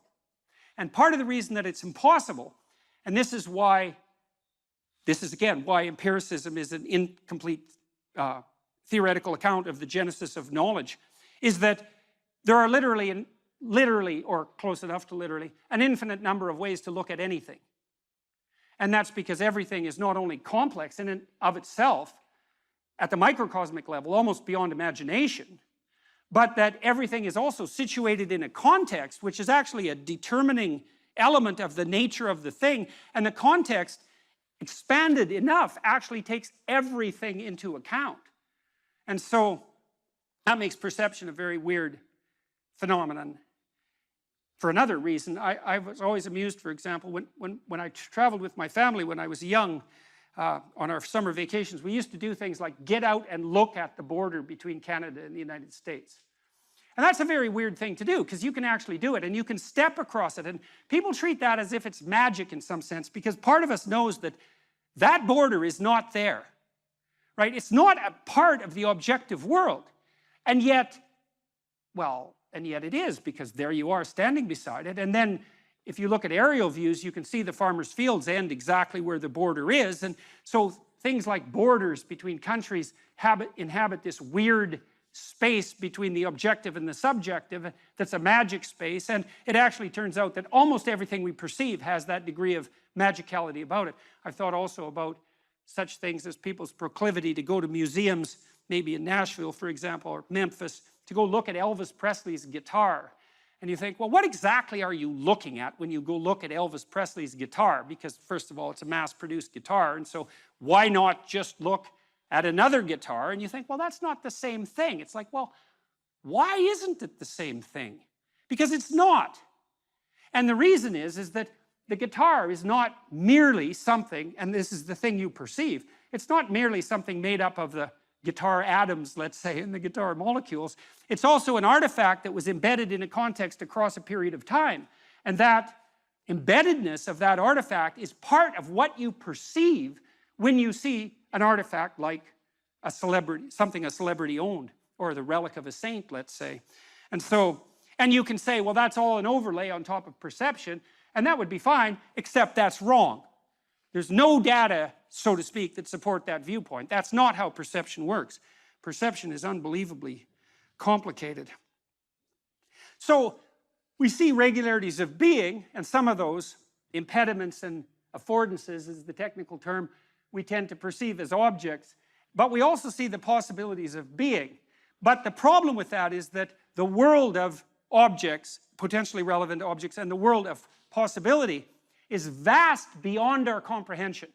And so then we have another problem that emerges as a consequence of that, which is a key and signal problem, and the fact that it has been solved precipitously and carelessly, hastily, is actually the reason for the culture war that's raging today. And that is that we have to prioritize our perceptions. We have to prioritize our perceptions to get access to the sense data that hypothetically informs us. We have to see the world through a system of value. And why would I say a system of value? Well, a system of value is a system of priorities, right? Because to value something is to make it more important than other things that it's being compared to. And why do you need a hierarchy of perceptual priority in order to see? And the answer is, well, you can't see everything at once. And so you can only see one thing at a time. And which thing? And the answer is the thing you think is most important to see at that moment. And then the question is, well, and this is the question, why is that the most important thing to see at the moment? So imagine, this is true in the auditory domain, in the tactile domain, all sensory domains. And you think that perception is a passive action and that we act upon the consequences of our perception, and this is just not true at all. There's no level of the analysis of perception neurophysiologically where you can separate action from perception. So, for example, when you're looking at the world, although you don't know this, your eyes are moving back and forth very, very quickly. They have to move. If they stop moving for more than 1/10 of a second, you go blind because you saturate the neurons that you're using to perceive so intensely with the repetitive stimulation that they just shut down. And so at a micro level, your eyes are vibrating like mad, and then there are saccades above that are still unconscious, that are less rapid and wider, and then voluntarily, you have voluntary eye fields in the frontal cortex, you move your eyes voluntarily to point to what you want to see, and you do that because the center part of your vision is exceptionally high resolution. Each center vision foveal neuron is connected directly to 10,000 neurons in the primary visual cortex, and then each of those 10,000 is connected to another 10,000. It's very expensive neurophysiological real estate, and if all of your vision was as intensely high resolution as your fovea, which is a very small part of your retina, you'd have to have a brain like an alien. I don't know what the hell you should do with your life. I can help you figure it out, maybe. We can talk about it, but you are the person who has to decide if the things that you're aiming for, get you out of bed in the morning. And then you got to specify the transformation processes and start practicing them. And you have to understand that you're going to be bad at it, but it doesn't matter because bad's fine. Persistent is what you need to be. If you persist, with tiny improvements, if you persist, you win. It's direction that produces primary positive emotion. And so if you need positive emotion to move through life, which you do, because you can't even move without positive emotion, and also positive emotion is a good bulwark against terror and pain. If you need those things, then you need direction, you need a goal, you need a value structure. You let all that nonsense burn away. And you might say, well, I don't know what I should leave behind. And the answer to that is, that's a lie. All you have to do is ask yourself, you'll come up with a list instantly of 100 stupid things that you're doing that you know you could stop doing. Take on the consequences of error and learn from it, and then you win constantly, because even if something goes sideways, you think there's something to be derived from this. When you're in the world and something objects to you, something that matters objects to you, then in the entire unrealized world is in that thing that objects. It's all tangled up inside it. That's why it's the great dragon of chaos. It's everything that's outside of your conceptual structure. And what is that? It's everything that lurks outside of your walled city. And it's manifested itself like the snake in the garden. And the easiest thing to do is say, I'm not having anything to do with that. But the problem with that is, well, you get your C- and you don't do anything about it. Maybe you're a little bitter and more resentful, and your study habits get a little worse. So the next time you get like a D+. And then you collect a bunch of Fs, and then you stop going to school, and then you stop showering, right? Then you end up jumping off the bridge. And so that's how the dragon eats you when you don't pay attention to it. And so it's no bloody wonder that people avoid, you know. It's really no wonder that they avoid, because error messages contain within them the implicit world. Now, the upside of that is, well, they contain within them the implicit world. And the world isn't all negative. And so maybe you get your C-, and that's actually the best gift you ever got, because somebody finally took you and went, whack, you know, clue in. And so you take that apart and you think, oh, I don't know how to write. I don't know how to think. I've never read anything in my life. My study habits are abysmal, you know, like maybe I'm working at 2% efficiency, which it's like to find that out is so optimistic. I mean, if you're barely hanging in there, but you're only working at 2%, you might imagine what you could have as a life if you're working at like 50%. So the C- can be the best gift you ever had, and that's the gold that the dragon hoards. That's exactly what that means. That doesn't prove that you're stupid. Now, it implies that you might be stupid, but it doesn't, right, really, it does, and that's why you don't want to look at it. Maybe it implies that you're lazy, or implies that you're ignorant, or like it implies all sorts of terrible, but you don't want to leap to that, and that's sort of the proclamation of innocence before guilt. You are the thing that is, and you're the thing that becomes, and you should put the thing that becomes at a higher place than the thing that is. That means you also have to allow yourself to shake off those things about you that you might be pathologically attached to, habits and people, for that matter, ways of thinking, all of those things. You have to allow yourself to shake those off, and that's more like a burning. That's why the phoenix is the symbol that it is, right? It's old and it deteriorates, it bursts into flame, and then it's reborn. It's like, well, do you want to be reborn? It's like, well, that's not the question. The question is, do you want to burst into flame? And the answer to that generally is no, but that's the wrong answer. The right answer is you let all that nonsense burn away. And so then you look at the micro routines. It's okay, well, I got a C- in this course. Maybe I should study for that course 15 minutes more a day for the next 3 months. And then you ask yourself, do you think you could do that? No, I'm too useless. Okay, how about 15 minutes every second day? You think you could do that? You put it in your schedule, like 15 minutes every second day in the morning. And that's while you think, well, what's wrong with me? Well, I'm not very good at managing my study schedule. That's not quite down here at the behavioral level, but it's pretty close, because what you can take an action. You can open up your schedule and you can say, well, I'll mark 15 minutes aside. Then you can practice doing that. It's pretty low level in the hierarchy. It means, well, you're still not a horrible person. You just got to polish up your work ethic. It's like, shut the hell up most of the time. But now and then you don't shut up because it's time to say something. You don't want to make unnecessary enemies, though. Well, you don't want to take yourself apart any more than is absolutely necessary. Develop some of the micro routines on the other side of the personality distribution. So if you're disagreeable as hell, maybe you could start learning how to do nice things for people. And that actually works, by the way. So if you take disagreeable people who are depressed and you get them doing nice things for other people, their depression tends to lift.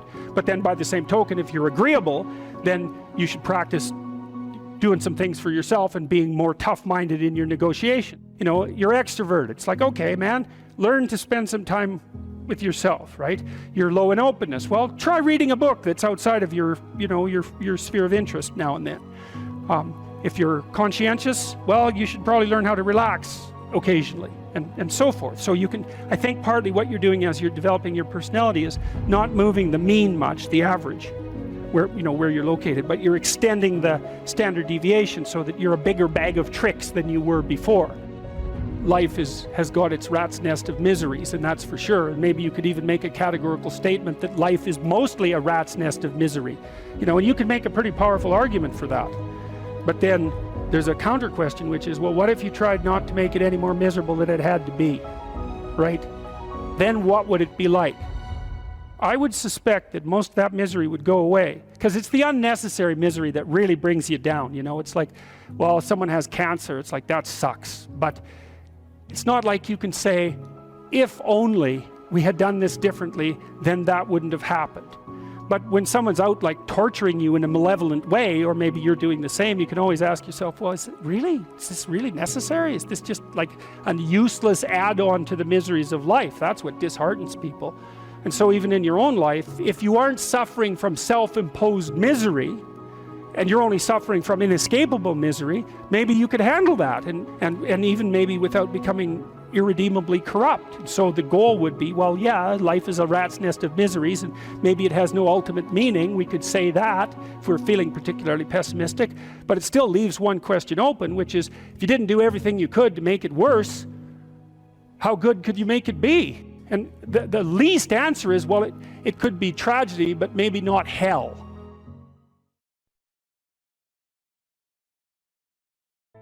Here's some items, so you guys can do a quick big five on yourselves, and I'll tell you the upside and downside of it. So if you're orderly, you follow a schedule. How many of you follow a schedule? Okay, and how many of you don't? Okay, so one thing I would recommend is that you do. And I'll tell you why. Like, intelligence is a very good predictor of academic performance. And there's not a lot you can do about your intelligence. I mean, you can squander it, but it's very difficult to improve it. Conscientiousness, well, it's a trait too, so it's hard to work on, but we know that conscientious people get better grades, and it's reliable, and it's a powerful effect.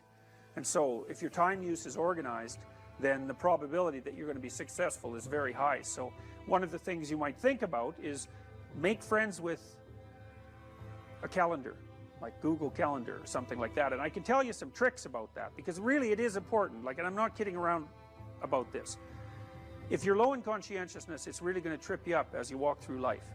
There's not very many advantages to it that I've been able to see, and I'm not assuming that just because you don't follow a schedule you're low in conscientiousness, but it is one of the items that mark it.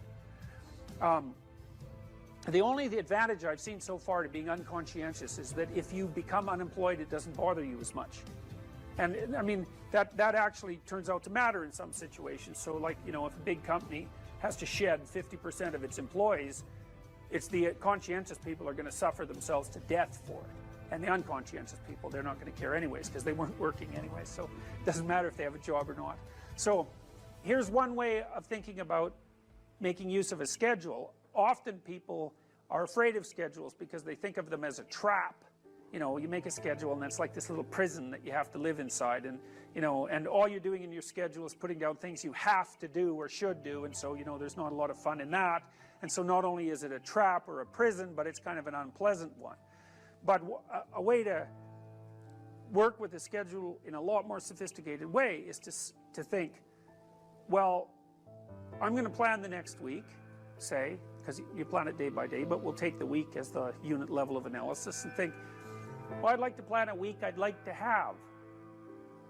And then your schedule all of a sudden becomes a tool for increasing the quality of your life. And that's a whole different issue, you know, because you might think, what's the emotion that you suffer, assuming you suffer one of these emotions, if you have an essay that's due and you're not doing it, like, would you regard that as a pleasant emotion or unpleasant emotion? Okay, so do you think you can characterize the unpleasantness? Like, what kind of emotion is it? It's guilt, okay. Anything else? Frustration? Yeah, so you're sort of frustrated with yourself. Yeah, you need a slap, right? You think, I need a slap. So, okay, so guilt, anything else? Anxiety? Restlessness? So that's kind of an agitation. Yeah, it's because your body knows you should be doing something, but you're not pointing it in the right direction, so it's shame? Is that reasonable? So, okay, so the reason I was asking you about that is because, most of the negative emotions are associated with neuroticism, but some of them seem to be associated with conscientiousness. And the conscientious negative emotions seem to be guilt and shame, fundamentally. And so recent research, and really recent, I only got this paper like a week ago, I think it's about 4 months old, seem to indicate that conscientious people feel less guilt, but they're more guilt prone. So if they don't do something, that makes them guilty, but they organize their time so they are doing the things they're supposed to do, so then they don't feel guilty. So anyways, back to the schedule. So, all right, you think about your week and you think about your day, and you think, well, how would you improve the quality of a given day or a given week? Well, one of the ways of improving it is to not put yourself into the situation where there are things hanging over your head that you have to feel guilty and ashamed about, because that's a very unpleasant way of being. And if you have an essay that's due in a week and you're procrastinating, then the fact that you have to do that essay can ruin the whole week. And even when you're doing something that's positive, hypothetically, it's kind of that horrible kind of positive that you experience when you know that you should be doing something else. And so that's when you end up watching YouTube videos about like dancing cats or something like that. And it's at best it's a guilty pleasure. It's not a pleasure at all. You think, like, what the hell am I doing watching videos of dancing cats, But then you know that you're procrastinating, and that's low quality, very low quality existence. So if you use your schedule, you can think, okay, well, here's some times that I'm going to do this work. And then you can also sort of ask yourself about that when you're designing your schedule. Because you don't want to design a schedule like you're Adolf Hitler telling yourself what to do, because you're not going to comply with it then. What you have to do if you're going to design a schedule is you have to ask yourself, all right, I'm going to set aside some time to study over the next week or to do this essay or whatever it is. How much time would I actually spend studying? An hour or two a day might be a worthwhile thing to schedule in, and I would say don't schedule in more than that to begin with, because then you'll fail and then you'll stop using the schedule. And so the other thing you want to do is you want to schedule in things that you want to do, and then you want to look at the day or the week and you want to think, hey, that's a week I'd like to have. If I had a week like that, it would be good. I'd be caught up so that all that negative emotion doesn't have to accrue. And I would have done a bunch of things that I'm interested in doing, and at the end of the week, I'd be in better shape than I was at the beginning. And if you treat a schedule like that, so that what you're using it is to design the days and weeks that you want to have, instead of using it as this little, jail that you have to put yourself in that you're not going to do anyways, then you can learn to use them. And that's one thing you can do to make yourself more industrious, more conscientious. Follow a schedule.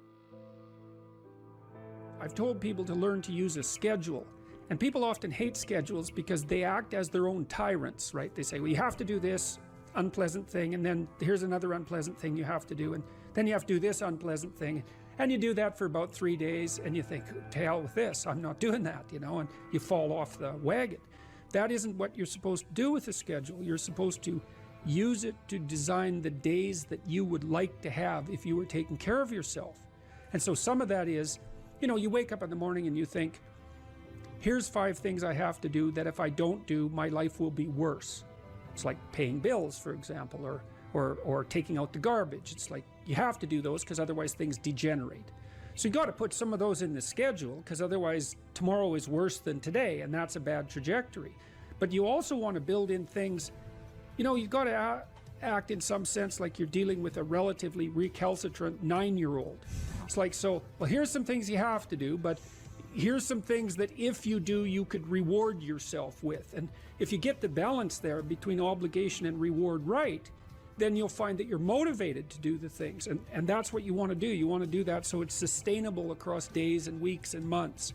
And so you got to treat yourself like a good boss would treat a valued employee, and not like a tyrant would treat a slave, because the slave will rebel. And you know, people say, well, I don't follow through on my plans. It's like, well, A, they're probably not very well formulated, and maybe you're doing them because of an external moral obligation or something. They're not really your plans, right? And B, you're acting like a tyrant and a slave, and that's a bad relationship to have with yourself.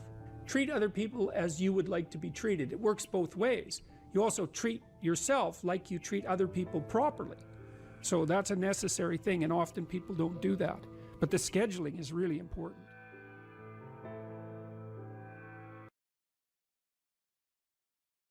But the young men really need to hear this more, I think, is that you should be a monster. You know, because everyone says, well, you should be harmless, virtuous. You shouldn't do anyone any harm. You should sheath your competitive instinct. You shouldn't try to win. You know, you don't want to be too aggressive. You don't want to be too assertive. You want to take a back seat and all of that. It's like, no. Wrong. You should be a monster, an absolute monster, and then you should learn how to control it. If you're harmless, you're not virtuous. You're just harmless. You're like a rabbit. A rabbit isn't virtuous. It just can't do anything except get eaten. It's not virtuous. If you're a monster and you don't act monstrously, then you're virtuous. But you also have to be a monster. Well, you see this all the time. Harry Potter's like that too. It's like he's flawed, he's hurt, he's got evil in him. He can talk to snakes, man. He breaks rules all the time. All the time. He's not obedient at all. But, you know, he has a good reason for breaking the rules. And if he couldn't break the rules, him and his little clique of rule-breaking, you know, troublemakers, if they didn't break the rules, they wouldn't attain the highest goal. So it's very peculiar, but it's a very, very, very, very common mythological notion. You know, the hero has to be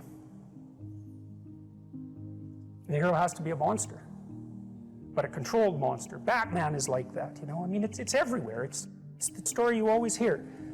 Someone who is incapable of cruelty is a higher moral being than someone who is capable of cruelty. And I would say, and this follows Jung as well, that that's incorrect, and it's dangerously incorrect, because if you are not capable of cruelty, you are absolutely a victim to anyone who is. And so part of the reason that people go watch anti-heroes and villains is because there's a part of them crying out for the incorporation of the monster within them, which is what gives them strength of character and self-respect, because it's impossible to respect yourself until you grow teeth. And if you grow teeth, then you realize that you're somewhat dangerous, or maybe somewhat seriously dangerous, and then you might be more willing to demand that you treat yourself with respect and other people do the same thing.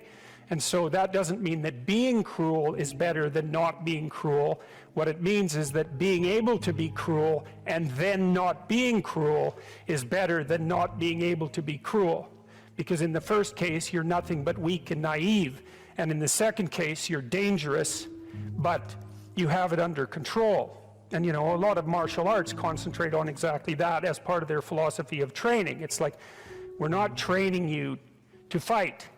We're training you to be peaceful and awake and avoid fights. But if you happen to have to get in one, and I guess the philosophy also is that if you're competent at fighting, that actually decreases the probability that you're going to have to fight, because when someone pushes you, you'll be able to respond with confidence, and with any luck, and this is certainly the case with bullies, with any luck, a reasonable show of confidence, which is very much equivalent to a show of dominance, is going to be enough to make the bully back off. And so the strength that you develop in your monstrousness is actually the best guarantee of peace.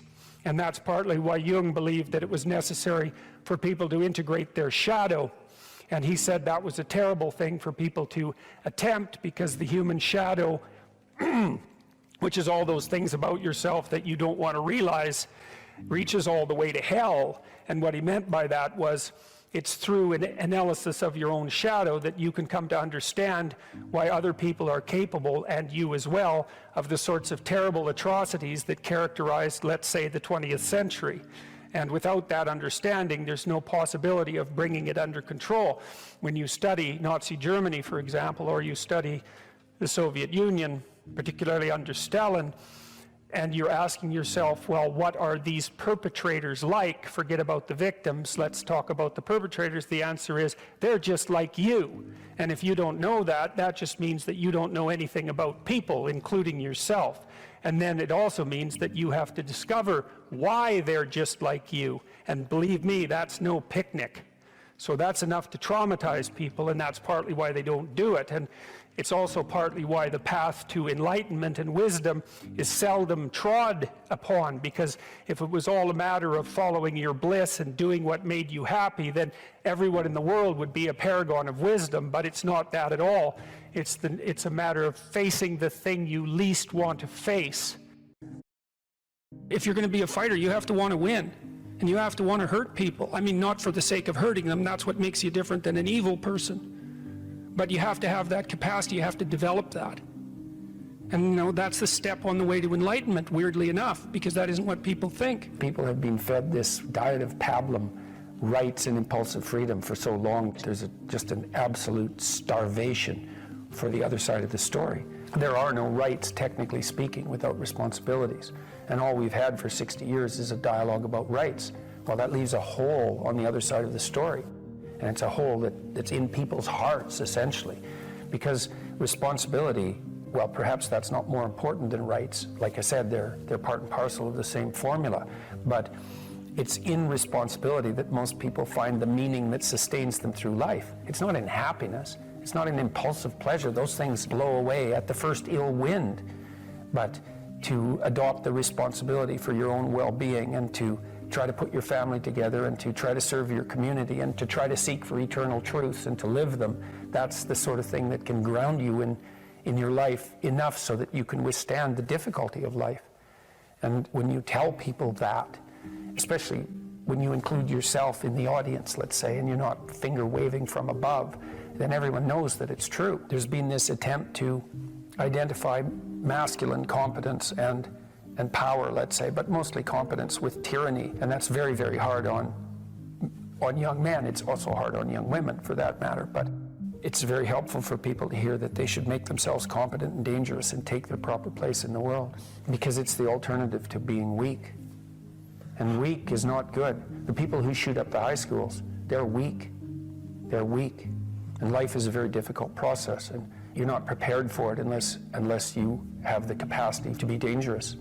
That doesn't mean that you should be cruel. It doesn't mean any of that. There's a statement in the New Testament, the meek shall inherit the earth.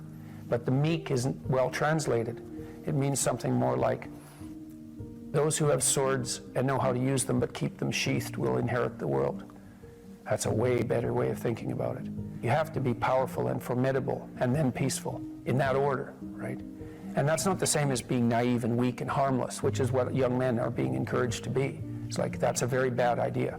It's a very bad idea, because naive, weak, and harmless means that you can't withstand the tragedies of life. You can't bear any responsibility. You'll end up bitter. And when you get bitter, then you get dangerous. You don't treat adult men as if they're infants. You most want to find will be found where you least want to look. There's this old story that's from King Arthur, and King Arthur has these knights, right?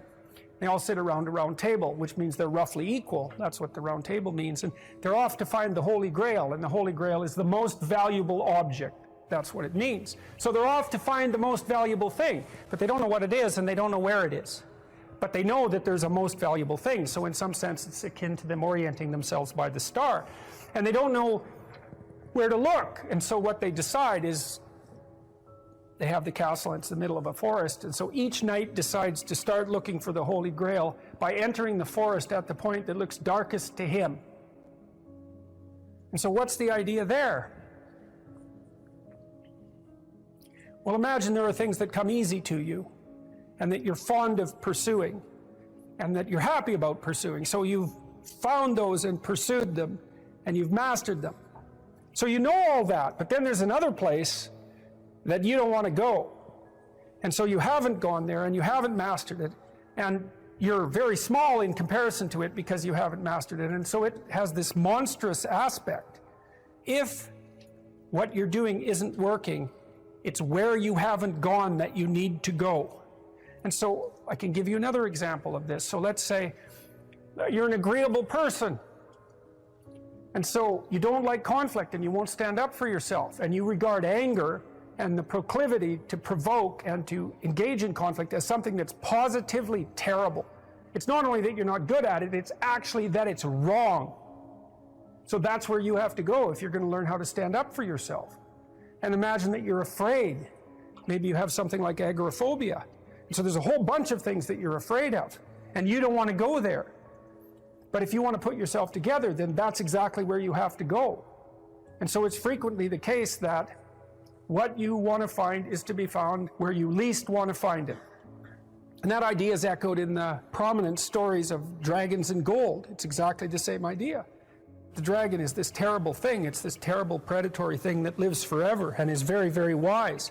And it lives underground, and it'll kill you. It'll burn you up in a second.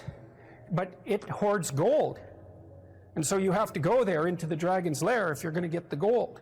And that's a representation of people's paradoxical relationship with reality. It's like you have to go out there and confront it in order to incorporate what it has to offer to you. But the probability that that's going to be intensely dangerous and push you right to the limit, first of all, those are actually the same thing. If it didn't push you to the limit, you wouldn't gain anything valuable from it. So you don't get one without the other. You don't get the gold without the dragon. That's a very strange, very, very strange idea.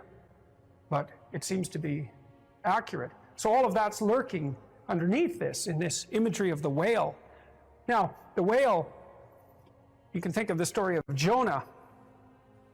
What happens with Jonah is that, roughly speaking, he's a prophet, and God tells him that he has to go to this city and straighten it out because it's veered off the path and it's heading towards doom. And Jonah thinks, I'm not going to that city to tell those people anything like that because they're not going to be very happy with me just showing up there and telling them, everything they're doing wrong. And so he hops on a boat and tries to get out of there. And then God conjures up this huge storm, and the boat is about to be swamped. And Jonah admits that it's actually his fault because God's upset with him because he got this direct command to go straighten out the city, and he ran off. And so they're not happy about this, but they throw Jonah overboard, and the sea's calm, and a great fish comes up, a whale, and swallows him. And then he's down in the fish for 3 days, and it throws him up on the dry land, and then he's learned his lesson by that time, and he goes off to pursue his proper destiny.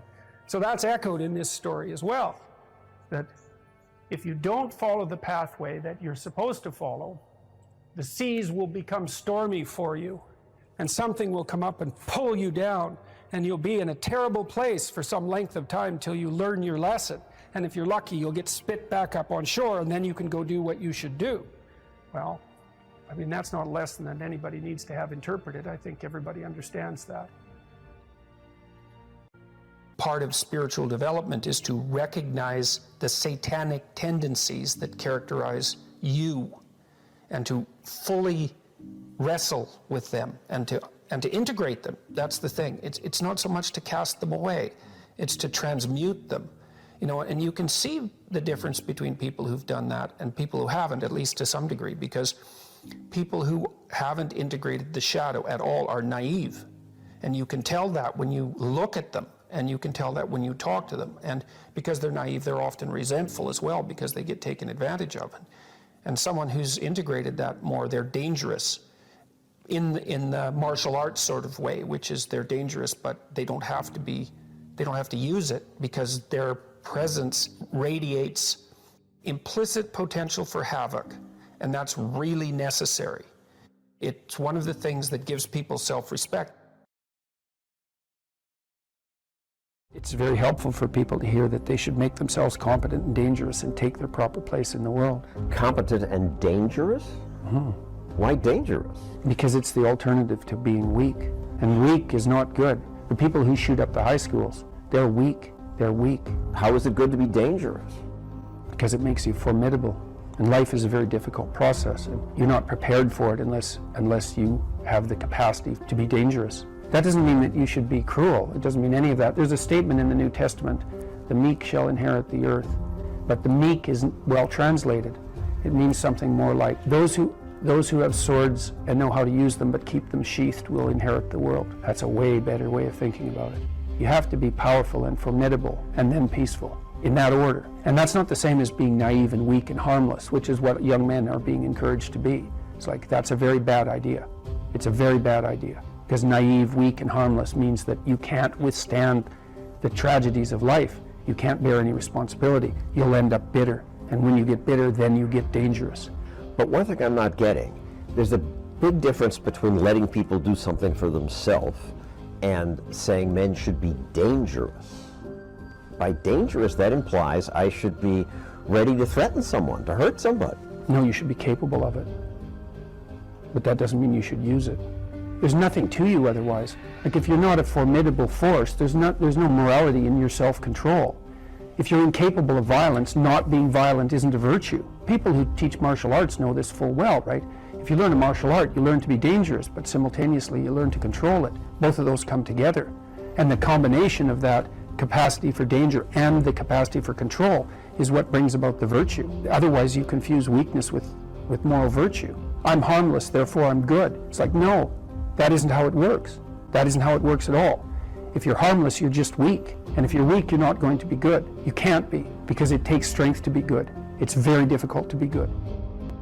People are afraid of the truth because often if you reveal it, it causes conflict in the moment. Telling the truth is definitely an adventure. Seeking for sure, but also telling. Another way of going about it is to just say what you think and see what happens. That's an adventure, because you don't know what the outcome is going to be. So look, there's this old idea that it's necessary to have faith in the truth.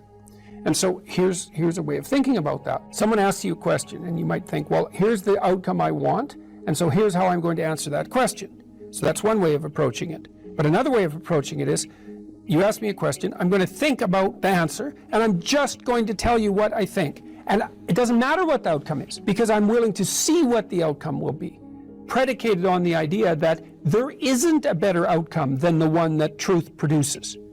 Even if it's harsh and terrible in the short term, and sometimes it is, it's like there isn't a better way of doing it. Now, you might say, well, how do you know that? And the answer is, well, I don't know that. That's why it's an article of faith, because I believe, and I believe this deeply, the being that you produce as a consequence of telling the truth is good, by definition, even though it's harsh and often uncomfortable, because you get in trouble.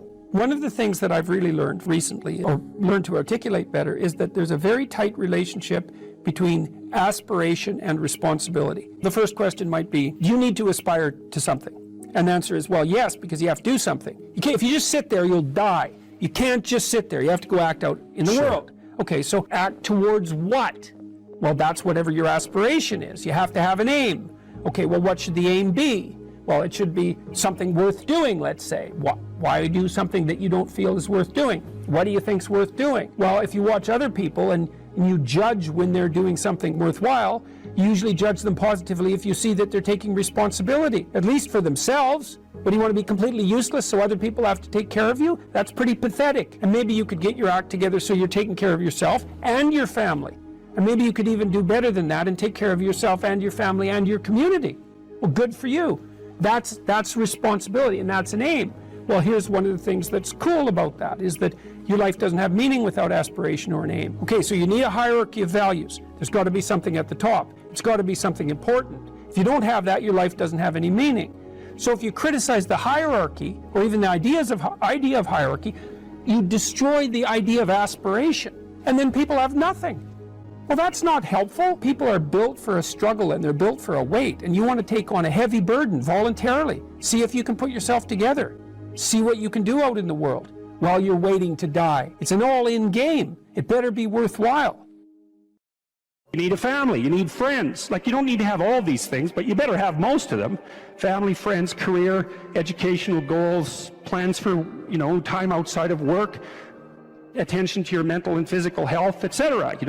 That's what life is about. And if you don't have any of those things, well, then all you've got left is misery and suffering. So that's a bad deal for you. So, number one, specify your damn goals, because how are you going to hit something if you don't know what it is? That isn't going to happen. And often people won't specify their goals too, because they don't like to specify conditions for failure. So if you keep yourself all vague and foggy, which is real easy because that's just a matter of not doing as well, then you don't know when you fail. And people might say, well, I really don't want to know when I fail because that's painful, so I'll keep myself blind about when I fail. That's fine, except you'll fail all the time then. You just won't know it until you've failed so badly that you're done. And that can easily happen by the time you're 40. You would like to be productive and have a good life, and that's how you make the schedule. It's like, and then you look at the day and you think, well, if I had that day, that'd be good. Great, you know, and you're useless and horrible, so you'll probably only hit it with about 70% accuracy, but that beats the hell out of 0, right? And if you hit it even with 50% accuracy, another rule is, well, aim for 51% the next week, or 50.5% for God's sake, because you're going to hit that position where things start to loop back positively and spiral you upward. So that's one way that you can work on your conscientiousness, is to plan a life you'd like to have. And you do that partly by referring to social norms. That's more or less rescuing your father from the belly of the whale. But the other way you do that is by having a little conversation with yourself about, as if you don't really know who you are, because you know what you're like. You won't do what you're told. You won't do what you tell yourself to do. You must have noticed that. It's like you're a bad employee and a worse boss, and both of those work for you. You don't know what you want to do, and then when you tell yourself what to do, you don't do it anyways. But, you know, my point is that you have to understand that you're not your own servant, so to speak. You're someone that you have to negotiate with. And you're someone that you want to present the opportunity of having a good life to. And that's hard for people, because they don't like themselves very much. They're always like cracking the whip and then procrastinating, and cracking the whip and then procrastinating. And it's like, God, it's so boring and such a pathetic way of spending your time. And you know what that's like, because you probably waste like 6 hours a day. What you do now is going to multiply its effects in the future. And you need to know what your damn time is worth. One of the things you should be asking yourself is, when you spend an hour, was that, well, what if I paid someone $50 to have had that hour? And if the answer is no, it's like, well, maybe you should do something else with your time. And it depends on whether or not you think that your time's worthwhile. But the funny thing about not assuming that is, if you assume your time isn't worthwhile, what happens is you don't just sit around sort of randomly in a state of responsibility-less bliss. What you do is you suffer existentially. Someone who is incapable of cruelty is a higher moral being than someone who is capable of cruelty. And I would say, and this follows Jung as well, that that's incorrect, and it's dangerously incorrect, because if you are not capable of cruelty, you are absolutely a victim to anyone who is. And so part of the reason that people go watch anti-heroes and villains is because there's a part of them crying out for the incorporation of the monster within them, which is what gives them strength of character and self-respect, because it's impossible to respect yourself until you grow teeth. And if you grow teeth, then you realize that you're somewhat dangerous, or maybe somewhat seriously dangerous, and then you might be more willing to demand that you treat yourself with respect and other people do the same thing. And so that doesn't mean that being cruel is better than not being cruel. What it means is that being able to be cruel and then not being cruel is better than not being able to be cruel. Because in the first case, you're nothing but weak and naive. And in the second case, you're dangerous, but you have it under control. And, you know, a lot of martial arts concentrate on exactly that as part of their philosophy of training. It's like, we're not training you to fight. We're training you to be peaceful and awake and avoid fights. But if you happen to have to get in one, and I guess the philosophy also is that if you're competent at fighting, that actually decreases the probability that you're going to have to fight, because when someone pushes you, you'll be able to respond with confidence, and with any luck, and this is certainly the case with bullies, with any luck, a reasonable show of confidence, which is very much equivalent to a show of dominance, is going to be enough to make the bully back off. And so the strength that you develop in your monstrousness is actually the best guarantee of peace. And that's partly why Jung believed that it was necessary for people to integrate their shadow. And he said that was a terrible thing for people to attempt, because the human shadow, which is all those things about yourself that you don't want to realize, reaches all the way to hell. And what he meant by that was it's through an analysis of your own shadow that you can come to understand why other people are capable, and you as well, of the sorts of terrible atrocities that characterized, let's say, the 20th century.